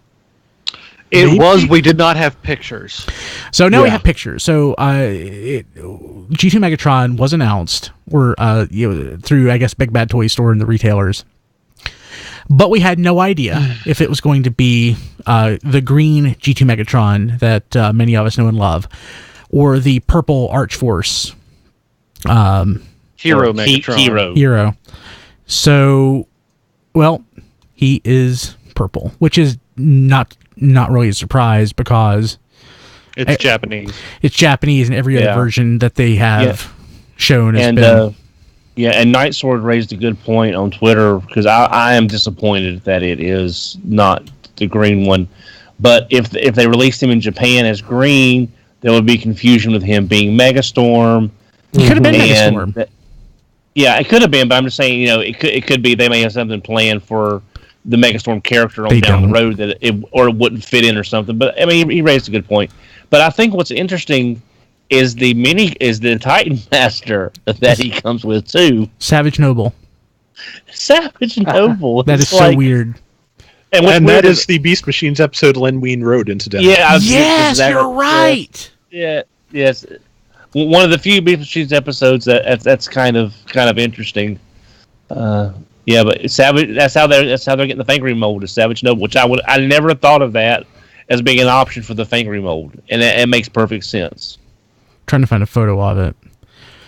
That's really odd. I mean, they got Beast Machines. I just never really thought about it. They did get it a good bit later than everybody else. No. I think it was released in something like 2007 as Beast Wars Returns. Yeah. Although I am still thinking about keeping my pre-order because even if it's not the green one, the purple and black still works on that Megatron mold. Well, it's great. I wish it had less silver. I would like some more teal in that robot mode, probably. Yeah, somebody did a digibash of this Megatron deco a while back, and it had the frames for the side of the torso in teal, and I think that was Mock Tackle. Yeah, that was Mock Tackle, and that would have that would have made this. Also, just personally, since you can mount that gun on the figure's shoulder, I kind of wish the back piece was orange. Yeah. But yeah, when I heard that they were doing this, I really wanted it. But the way they've done the deco, personally, I am just really happy that Takara Tomy saved me $60 here. I still like it. I'm keeping my pre-order. I'm keeping my pre-order. So debating. I'm keeping my pre-order. No, I'm just. So we have photos finally of Windblade's Target Master, and we have no idea who it is. It's Pinpointer. With no crosshairs, which makes no sense, but Yeah, I mean, we know who it looks like. Maybe that's a hint on who's coming up at some point. That's my thought. I don't know if they were going to do a pinpoint or crosshairs, they would probably include his Target Master with him at this point. But there is that that Hasbro Orion Pax. You could stick a new head and this gun on it, and you're pretty well set. Absolutely. not close enough for my personal tastes. Fair enough. Well, but neither was Wheelie as Dion in the EA Hobby set, but we got it, didn't we? Yeah. Sometimes but it was close enough E-Hobby. is. But it was E-Hobby and not a regular retail release. Yeah. Let's see here. Okay, so I'll be honest with you, I have not looked up at this best lineup at all. So I have no idea what's going on here. Rob, you posted this. Tell us about all this stuff. Okay, it's basically more reissues of movie figures with new deco and accessories. My favorite is Hound, which is the Transformers The Last Night Hound with a new cap to fill out the truck bed that doubles as a shield. That looks great. And other than that, we're getting reissues of movie Jetfire and a whole bunch of other stuff, which is not loading fast enough. There's Last Night Megatron. He actually has the red stripe that he had in the on his face that he had in the movie, and then there's Nemesis Prime in the leader mold. Is it the Excalibur? Is that what it's called? Optimus. If it's the one with the giant axe and the shield from Excalibur. Yeah, they did that as Nemesis Prime, and I want that mold now, and I hate myself for wanting the leader mold, but I actually want it. It's not an awful mold. It's just kind of very simple compared to some of the previous movie Optimus Primes. I really want it. I want that amazing deco for Nemesis Prime on the Voyager mold, because I love the Voyager mold. So I hope they do that at some point, but I might buy the leader. It looks so nice. I'm just kind of glad they didn't use that mold and use the U.S. Night Watch colors and call him Nemesis Prime that way, because I love that Night Watch motif so much. I would probably buy that mold again. In the it's stepping back a couple items, but in the chat, Jared Hebert said doesn't know if anyone else saw it in the Slash's torso, but he thinks she turns into a gun because of the piece on her back looks like it's 5mm wide. I could see that. I thought she combined with the mode like a chest plate or something. Could it be both? There's not been any confirmation on either. Of course, there was a carded example on the floor. Matter of fact, I think John Warden actually cracked it open to show the toy to somebody. And I didn't see, from the photos I saw, I did not see any call-outs on the package as to it doing anything besides seeding a Prime Master or Titan Master. I don't expect any kind of integration with this because they've moved on from Combiner Wars, and now the play pattern is the Legends go with the smaller price point. So yeah. Okay, so the Machinima Titans Return poster, which we saw at HasCon, we finally have an actual graphic of it. And it's Is it phenomenal. the Triptychon? Yeah. The Triptychon one? It looks so nice. Yeah, it does. So it looks like it's the same pose, but it looks like the actual backdrop is a little different because it's like he's destroying a city in what we saw at HasCon. This has Optimus Prime and Megatron in the foreground, but it's still really cool looking. So there's that. New Transformers Designer's Desk video for Premier Leader Class Megatron. Don't know why I'm including that, but I did. Anything that we can glean from that, Rob? You posted the article. Not particularly. There's some relatively amusing outtakes because John Warden, of course, is not a professional actor. So at the end of the video, and other than that, it's a decent look at a pretty nice toy. Let's just pretend that I put that in Rob What's on T-Formers this week. Okay. so that is done. That one is already in the can. So that's cool. So let's go ahead and jump to. Gosh, this is the longest episode in like 2 years. Let's go ahead and jump to the interview that Diecast and Eric did with John Warden at HasCon 2017. Okay. And we're back. And we're back. Diecast pronounced my name wrong. He said Cronover, didn't he? Yeah, he did. Cronover. So people watching live, sorry, that will be in the video version and on the podcast version. There's no video associated with it, so just download the podcast and listen to that. It'll be an hour and 36 minutes in. Okay, so we are back. Let's see here. Rob, what's on T-Formers this week? Okay, we have got just some HasCon wrap-up articles. I did one on just before the show. I did a little thing on 4 things we'd like to learn more about, and just like we learned more about like 1.5, 2 out of 4, something like that. Nothing about the Collectors Club, and nothing about Cyberverse, whatever that may end up being.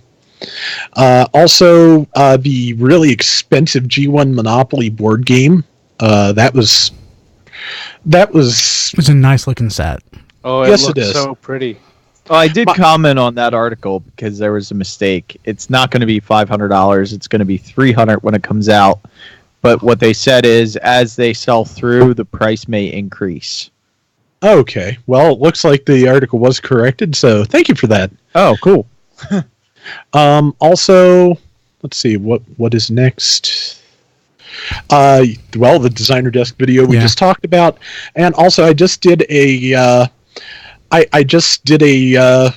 article on, I think it was Monday, just updating what exactly we know about Power of the Primes, what we, the things we can infer, the things we know for sure, things like that, and the figures that have been officially shown.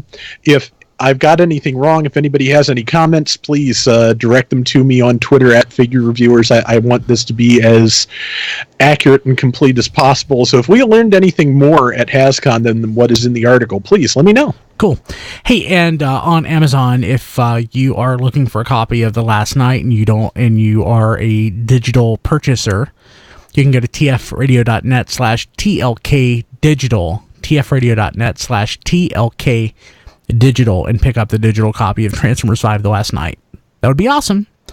And of course, for anything you want to buy, like I bought like syrup to make soda with from Amazon. tfradio.net/Amazon. So Don, there's a video or something you wanted to talk about that you saw on the internets. Yes, I did. There is a movie reviewer on YouTube, also available at geek.com and other sites, named Bob Chipman. He goes by Movie Bob. I was introduced to him by Paladin, who sent me a link to one of his videos before the Green Lantern movie came out, where he did a rundown on the Green Lantern history, and I found it very thorough and very engaging. Even though I knew most of the stuff, I did learn some things that I didn't know.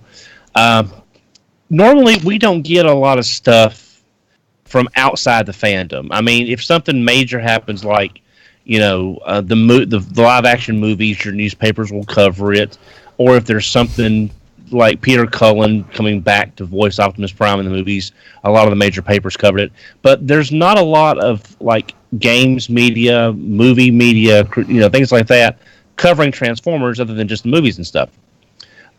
Movie Bob has a series called Really That Good, in which he takes a critical look at movies that have either a nostalgic component or just a longevity, and tries to figure out, does the movie deserve the current reputation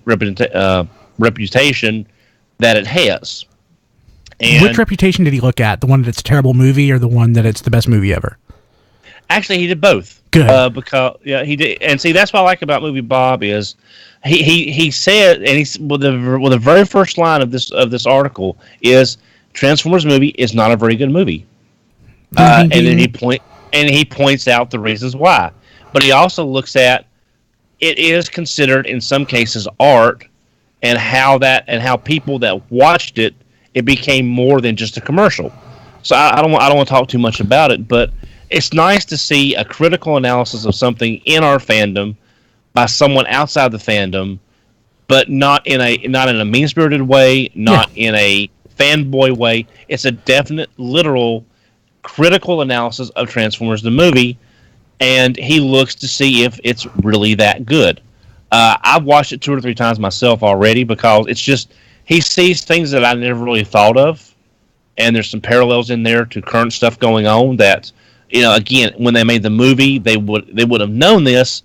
But in hindsight, there's parallels now that you can draw that you couldn't draw 5 years ago, which makes sense. So if you like the 86 movie, you don't like the 86 movie, or you're just curious to see what a critical analysis is, I really recommend going to YouTube, looking up Movie Bob. Really that good, and the look he takes at the 86 Transformers movie. It's a movie that's not very good that I love a lot. That's way better than G.I. Joe the movie.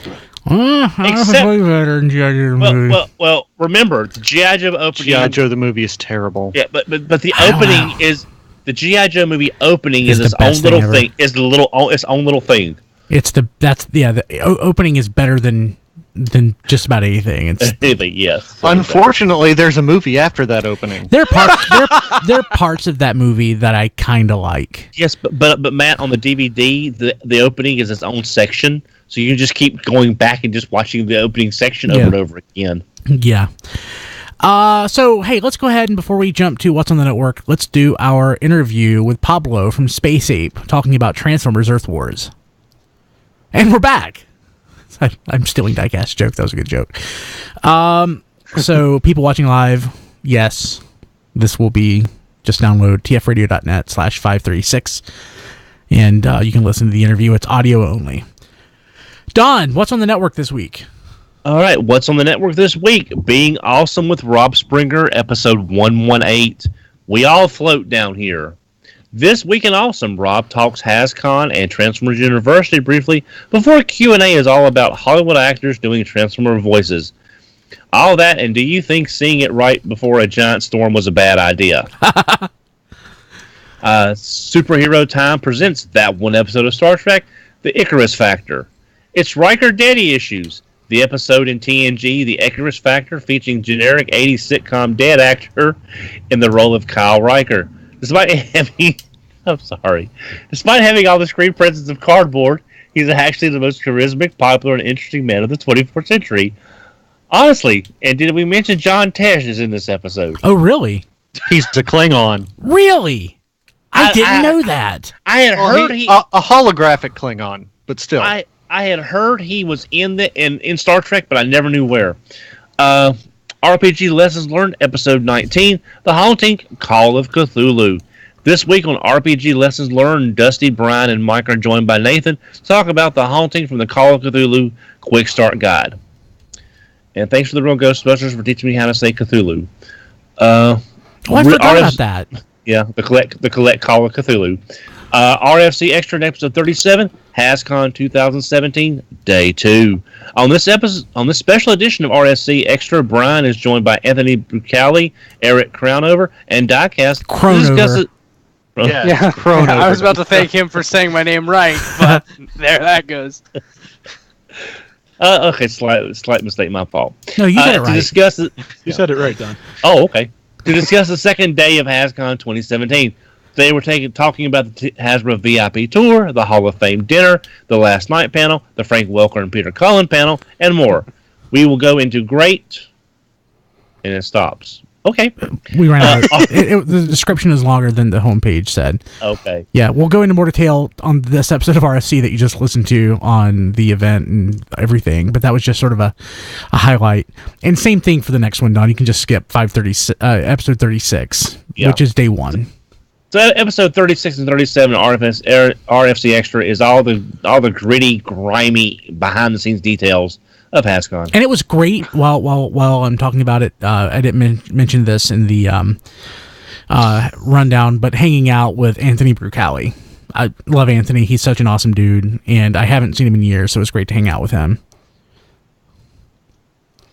Is that it, Don? Anything else? That's it. That's it. So also, it was awesome to finally meet Eric. You're such a great dude. We loved hanging out with you. You get the Diecast Brian and Kim seal of approval. So it was fun. You're good people. It was a good experience. And always, it's great hanging out with Diecast. And thank you. It was great hanging out with you guys too. We had an awesome time hanging out, and I apologize to Don for some of my trolling that we did. I got caught up in it. And I think we all had fun. And if you check your mail tomorrow, I apologize for that too.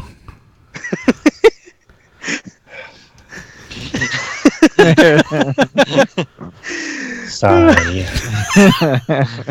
But Don, your RC is on the way, so thank you. The head may wait until TFCon, but the RC is on the way. No, I have not. The seal has not been broken. But thank you to Brian for picking that up for me. Diecast, you can go somewhere else. But thank you, Brian. Thank you, Kim, for waiting in line and trying to help me get one. I sincerely do appreciate it. Thank you. You're awesome. Remember, of course, you can find this episode at tfradio.net / God, I still need caffeine. Let me take a swig real quick. So good. /536 to view the show notes.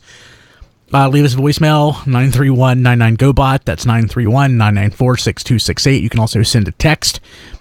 And when Don and I finally get his show ready, we'll also take calls at that number as well. But at some point between now and the heat death of the universe. Yeah. We've narrowed it down that much. That's true. Follow us on Twitter at TF Radio. Like us at Facebook at facebook.com/TF Radio. And on Instagram at TF Podcast. I am personally on Twitter at BKilby, and on the Instagrams at Brian Kilby. Diecast, how do people get a hold of you?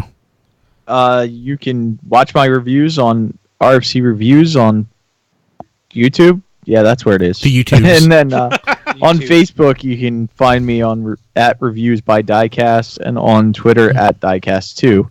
I'm different everywhere. Yeah. John is at that John D. Everywhere. Everywhere. He is not at that John D in email, however, because I tried to send him an email day before yesterday. No, yesterday. And I tried to send it to thatjohnd@gmail.com, and I realized, before I hit send, that's not his email address. We should make him register that Gmail account. I need to change his RFC email to just thatjohnd@tfradio.net.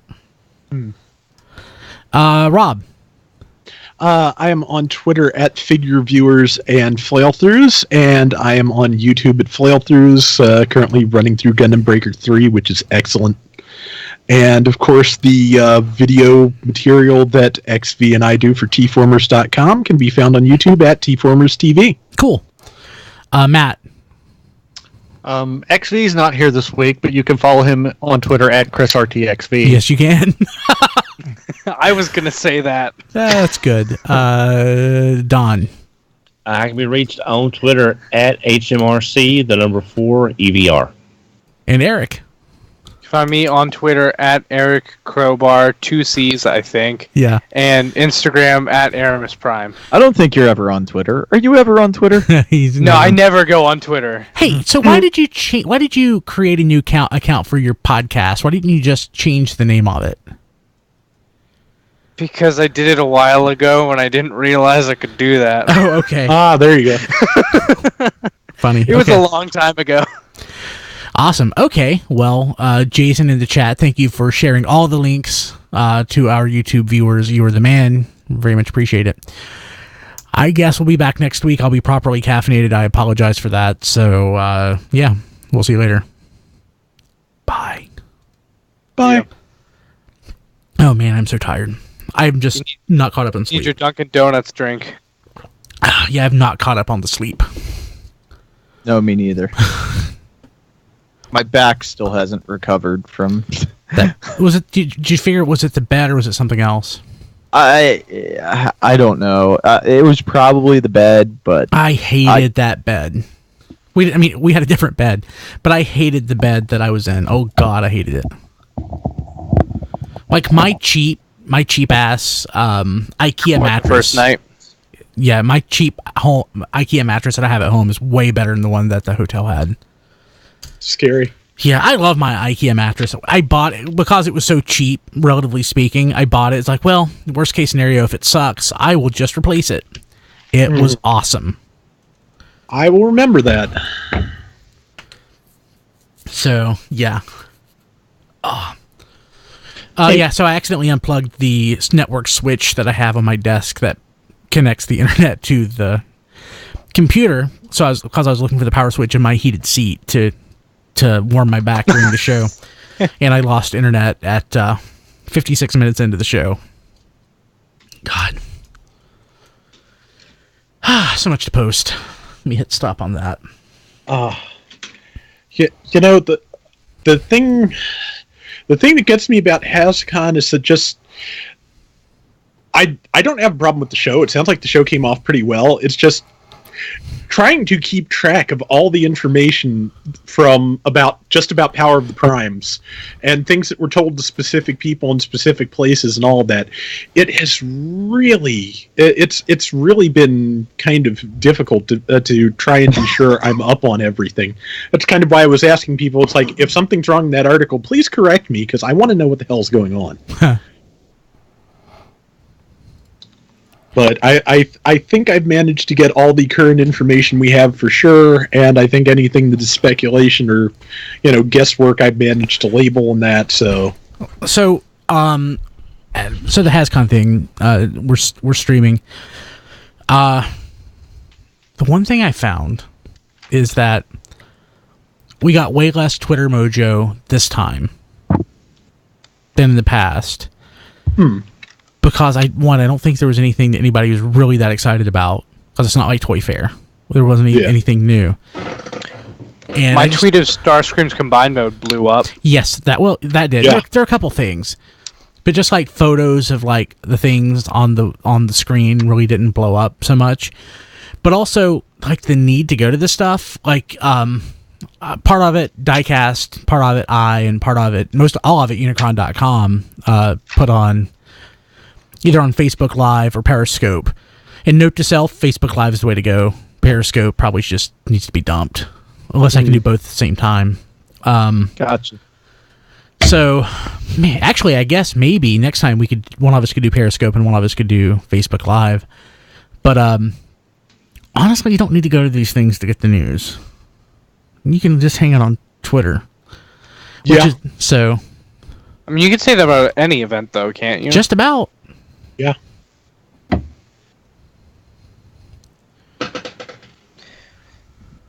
HasCon would have been a lot more exciting if it had not been for those leaks. Oh, as in the press coverage, like you would have got a lot more. You know what? I was still excited as hell to see the prototypes of those toys. I mean, great. And it was neat to see Orion and Hot Rod, the individual bot. Yeah. I mean, the Orion was like, I never would have expected to see a Sunbow G1 Orion. I know. I was unless shocked. Unless it was a third party item. But hey, you got the one from eHobby. Anyway, so I really, really want that. I really want that Leader Class Prime. Which one? Rodimus and Optimus. They are so beautiful. Thank you for saying Rodimus Prime. there are two Optimus Prime. The blue Hot Rod Master Race I was thinking of earlier was called Frost Rod. The hell is that? TF Square 1. I don't know. Someone mentioned it in the chat, and they were talking about what I was thinking, and it is what I was thinking of.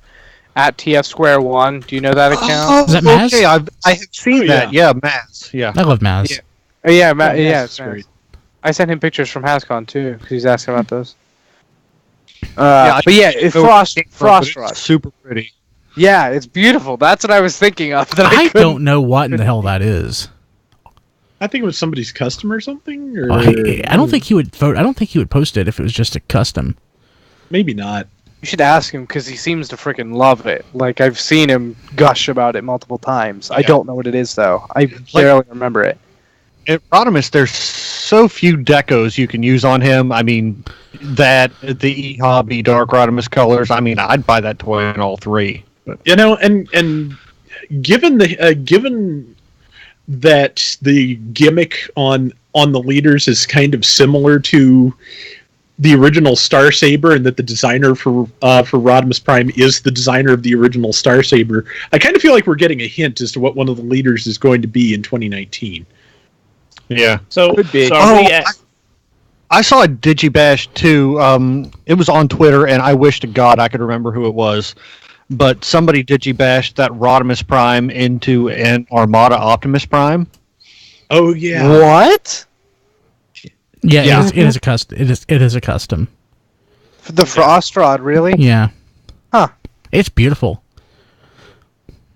I feel better now though that I didn't know what it was. Let's I see. keep track of customs and things. Had something to do with our buddy Tuxedo Mike. Or my buddy Tuxedo Mike. I mean, I guess anybody else know him? Oh yeah, I know him. God, I've known him for years.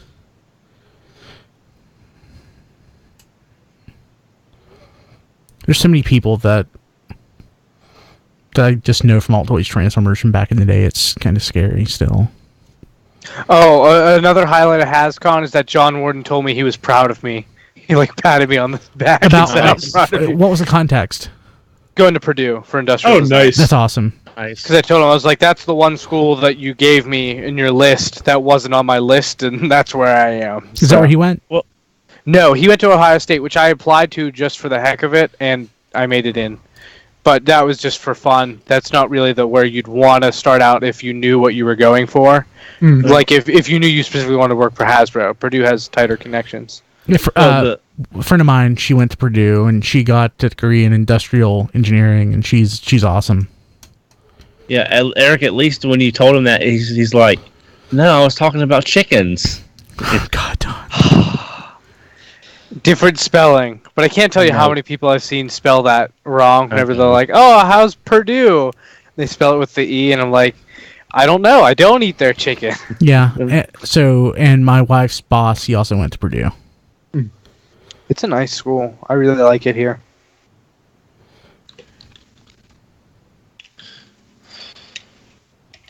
We should start Radio Free Cybertron University. And people could just learn to be a loser. I'd be like the professor emeritus. We can start at we can accept applications at TFCon. Yeah. Hey Brian, can you put your PayPal information in the chat over there? Do you have my email address? I already put it there. Send the money to No, you put yours there. No, that goes to Brian's account. Yeah, it's like my foot is going to... Remember, Diecast, we all see each other in 2 weeks. So... Yeah, but Don's not rooming with me, thank God. He'll kill you. Oh, God. He'll be there. And then I'll have room to myself. All right. Will it be like your encounter with JT? JT Hogg? JT will be there as well. God, there are going to be so many people. So Yeah. people going to JT's this. staying with me. JT's staying with me. So you guys will be there. Jason will be there. Eric, you won't be. I know. I wish I was. My buddy Alex will be there. John will be there. My buddy Chad, Horror Movie Barbecue, he'll be there. I don't know how I'm going to be able to dedicate time to so many people. There's a bunch of people. Alex will probably want a whole lot of time because we've been friends for 20 years and I've never actually met him in person. Same thing for Chad. But Chad, I haven't known Chad quite as long. He knew me from Alt Toys Transformers, but I don't think we became friends until the last 10 years. But yeah, Chad was like, "Hey, you gonna do any podcast recording?" I'm like, "Yeah." It's like, "Darn right you are." Yeah. Just don't make plans for someone without their permission, guys. Just Yeah, well, actually, he is going to be on a project that I've been working through. I just haven't gotten around to getting it off the ground yet. So, how many projects do you have that aren't off the ground? So here, I have my Kanban board. Let's see here. People watching live can see it. You can't. You saw the photo before. That's my to-do list right there. So basically, things move from to do to doing to done. Logical. So, in my to-do list, I have 1, 2, 3, 4, 5, 6, 7, 8, 9, 10, 11, 12, 13, 14, 15, 16 things. The doing, I have 6. And the done, I have like 4. Yeah. Oh, in case I didn't mention it directly to you guys before, I'm probably not going to be able to make it because I am flat-ass broke. That sucks. Yeah. Hopefully they will do one in DC again before long. I'd love for DC to be like the regular place for it. Would be nice. There you go, Brian. Enterprise D is done. It's obscuring the done list, yeah. Oh, Anthony was talking about trying to get me on his get me a press pass for New York Comic Con through him. Oh, nice. Sweet. And then he's talking about because he's going to try to do that and then maybe hand me off as my own thing to them later, but that way they'd get to know me. So I thought that was interesting. That should be fun. Yeah, that's great. Hasn't happened yet, but he said that that's what he's going to. That's the goal. So. Well, you mean the New York Comic Con Hasbro event? Yeah. Because so there's a different press thing for each event. Like New York Comic Con has its own, SDCC has its own, but Hasbro is Hasbro.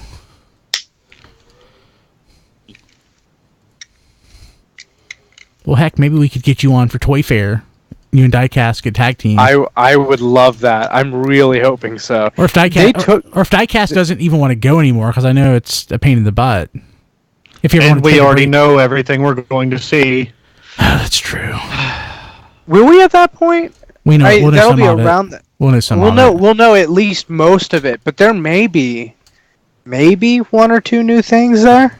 There will probably be things that are not in generations that will that we do not yet know about. There will probably be, some like store exclusives and things like that for also, Power of the Primes we don't know about. Rescue Bots Academy stuff. Maybe we'll actually know what the hell Cyberverse is by then. Maybe we'll even know what a Collector Club is by then. Yeah, really. Wouldn't get my hopes up on that, though. Chug.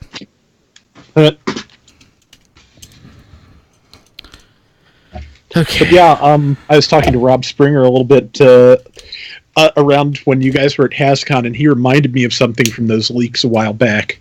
This stuff these like G1-ish designs we've been seeing that we think might be part of Cyberverse. Mm-hmm. He reminded me that there is a line coming out, like a budget line called Transformers Authentics, which is supposed to be like G1-styled simplified figures. So it is very possible that these things we thought might be part of Cyberverse are probably part of Transformers Authentics. I don't even remember that. I don't remember that either.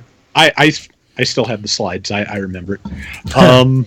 But yeah, whether or not Transformers Authentics has any kind of tie into Cyberverse as a cartoon, I don't know. He said, we both kind of think they may be going for a line just called Transformers in terms of, in toy stores over the next year or so. But yeah, we don't know anything yet, which is driving me crazy. Before I leave, what Combiner Wars Unite Warriors molds would you like to be for new combiners and power? We actually couldn't come up with anything. I mentioned the one. Yeah, they used so many of those Combiner Wars molds to death. Yeah, that I can't think of anything I'd want to see in Power of the Primes. Yeah, I mentioned Blast Off, and that's literally the only one that I can come up with. Yeah, possibly a new use for another use of the Rook mold. I like that mold family. That is a really nice figure. I could see something like that. Ooh, the Takara nose cone. Hmm. That'd be Yeah. a really Yeah. nice use of that rook mold. Yes, Would they do a Piranacon? they could. You know, I was thinking with Predaking, since that's going to be a Titan class figure and Devastator was a Titan class figure, do you think they'll go 6 spots on that? No. No, they'll probably stick to 5, which means they'll probably be a bit bigger than the Constructicons. Maybe more uniform in size. Where before they were a little weird. I think Razor Claw is going to be a great deal bigger than the other ones. Yeah, I mean, and just to fix the proportions of the combined mode. yeah, He'll be. I mean, the long haul. Dive Bomb will have a lot of plastic because that wings pack's got to come off to fit on the combiner. But, Hey, people watching live, we're going to end the stream. Got a lot to work on this evening. So thanks for being here. We love you. You're awesome. later, guys. We'll see you next week. See you, everybody. And Max is starting to bark.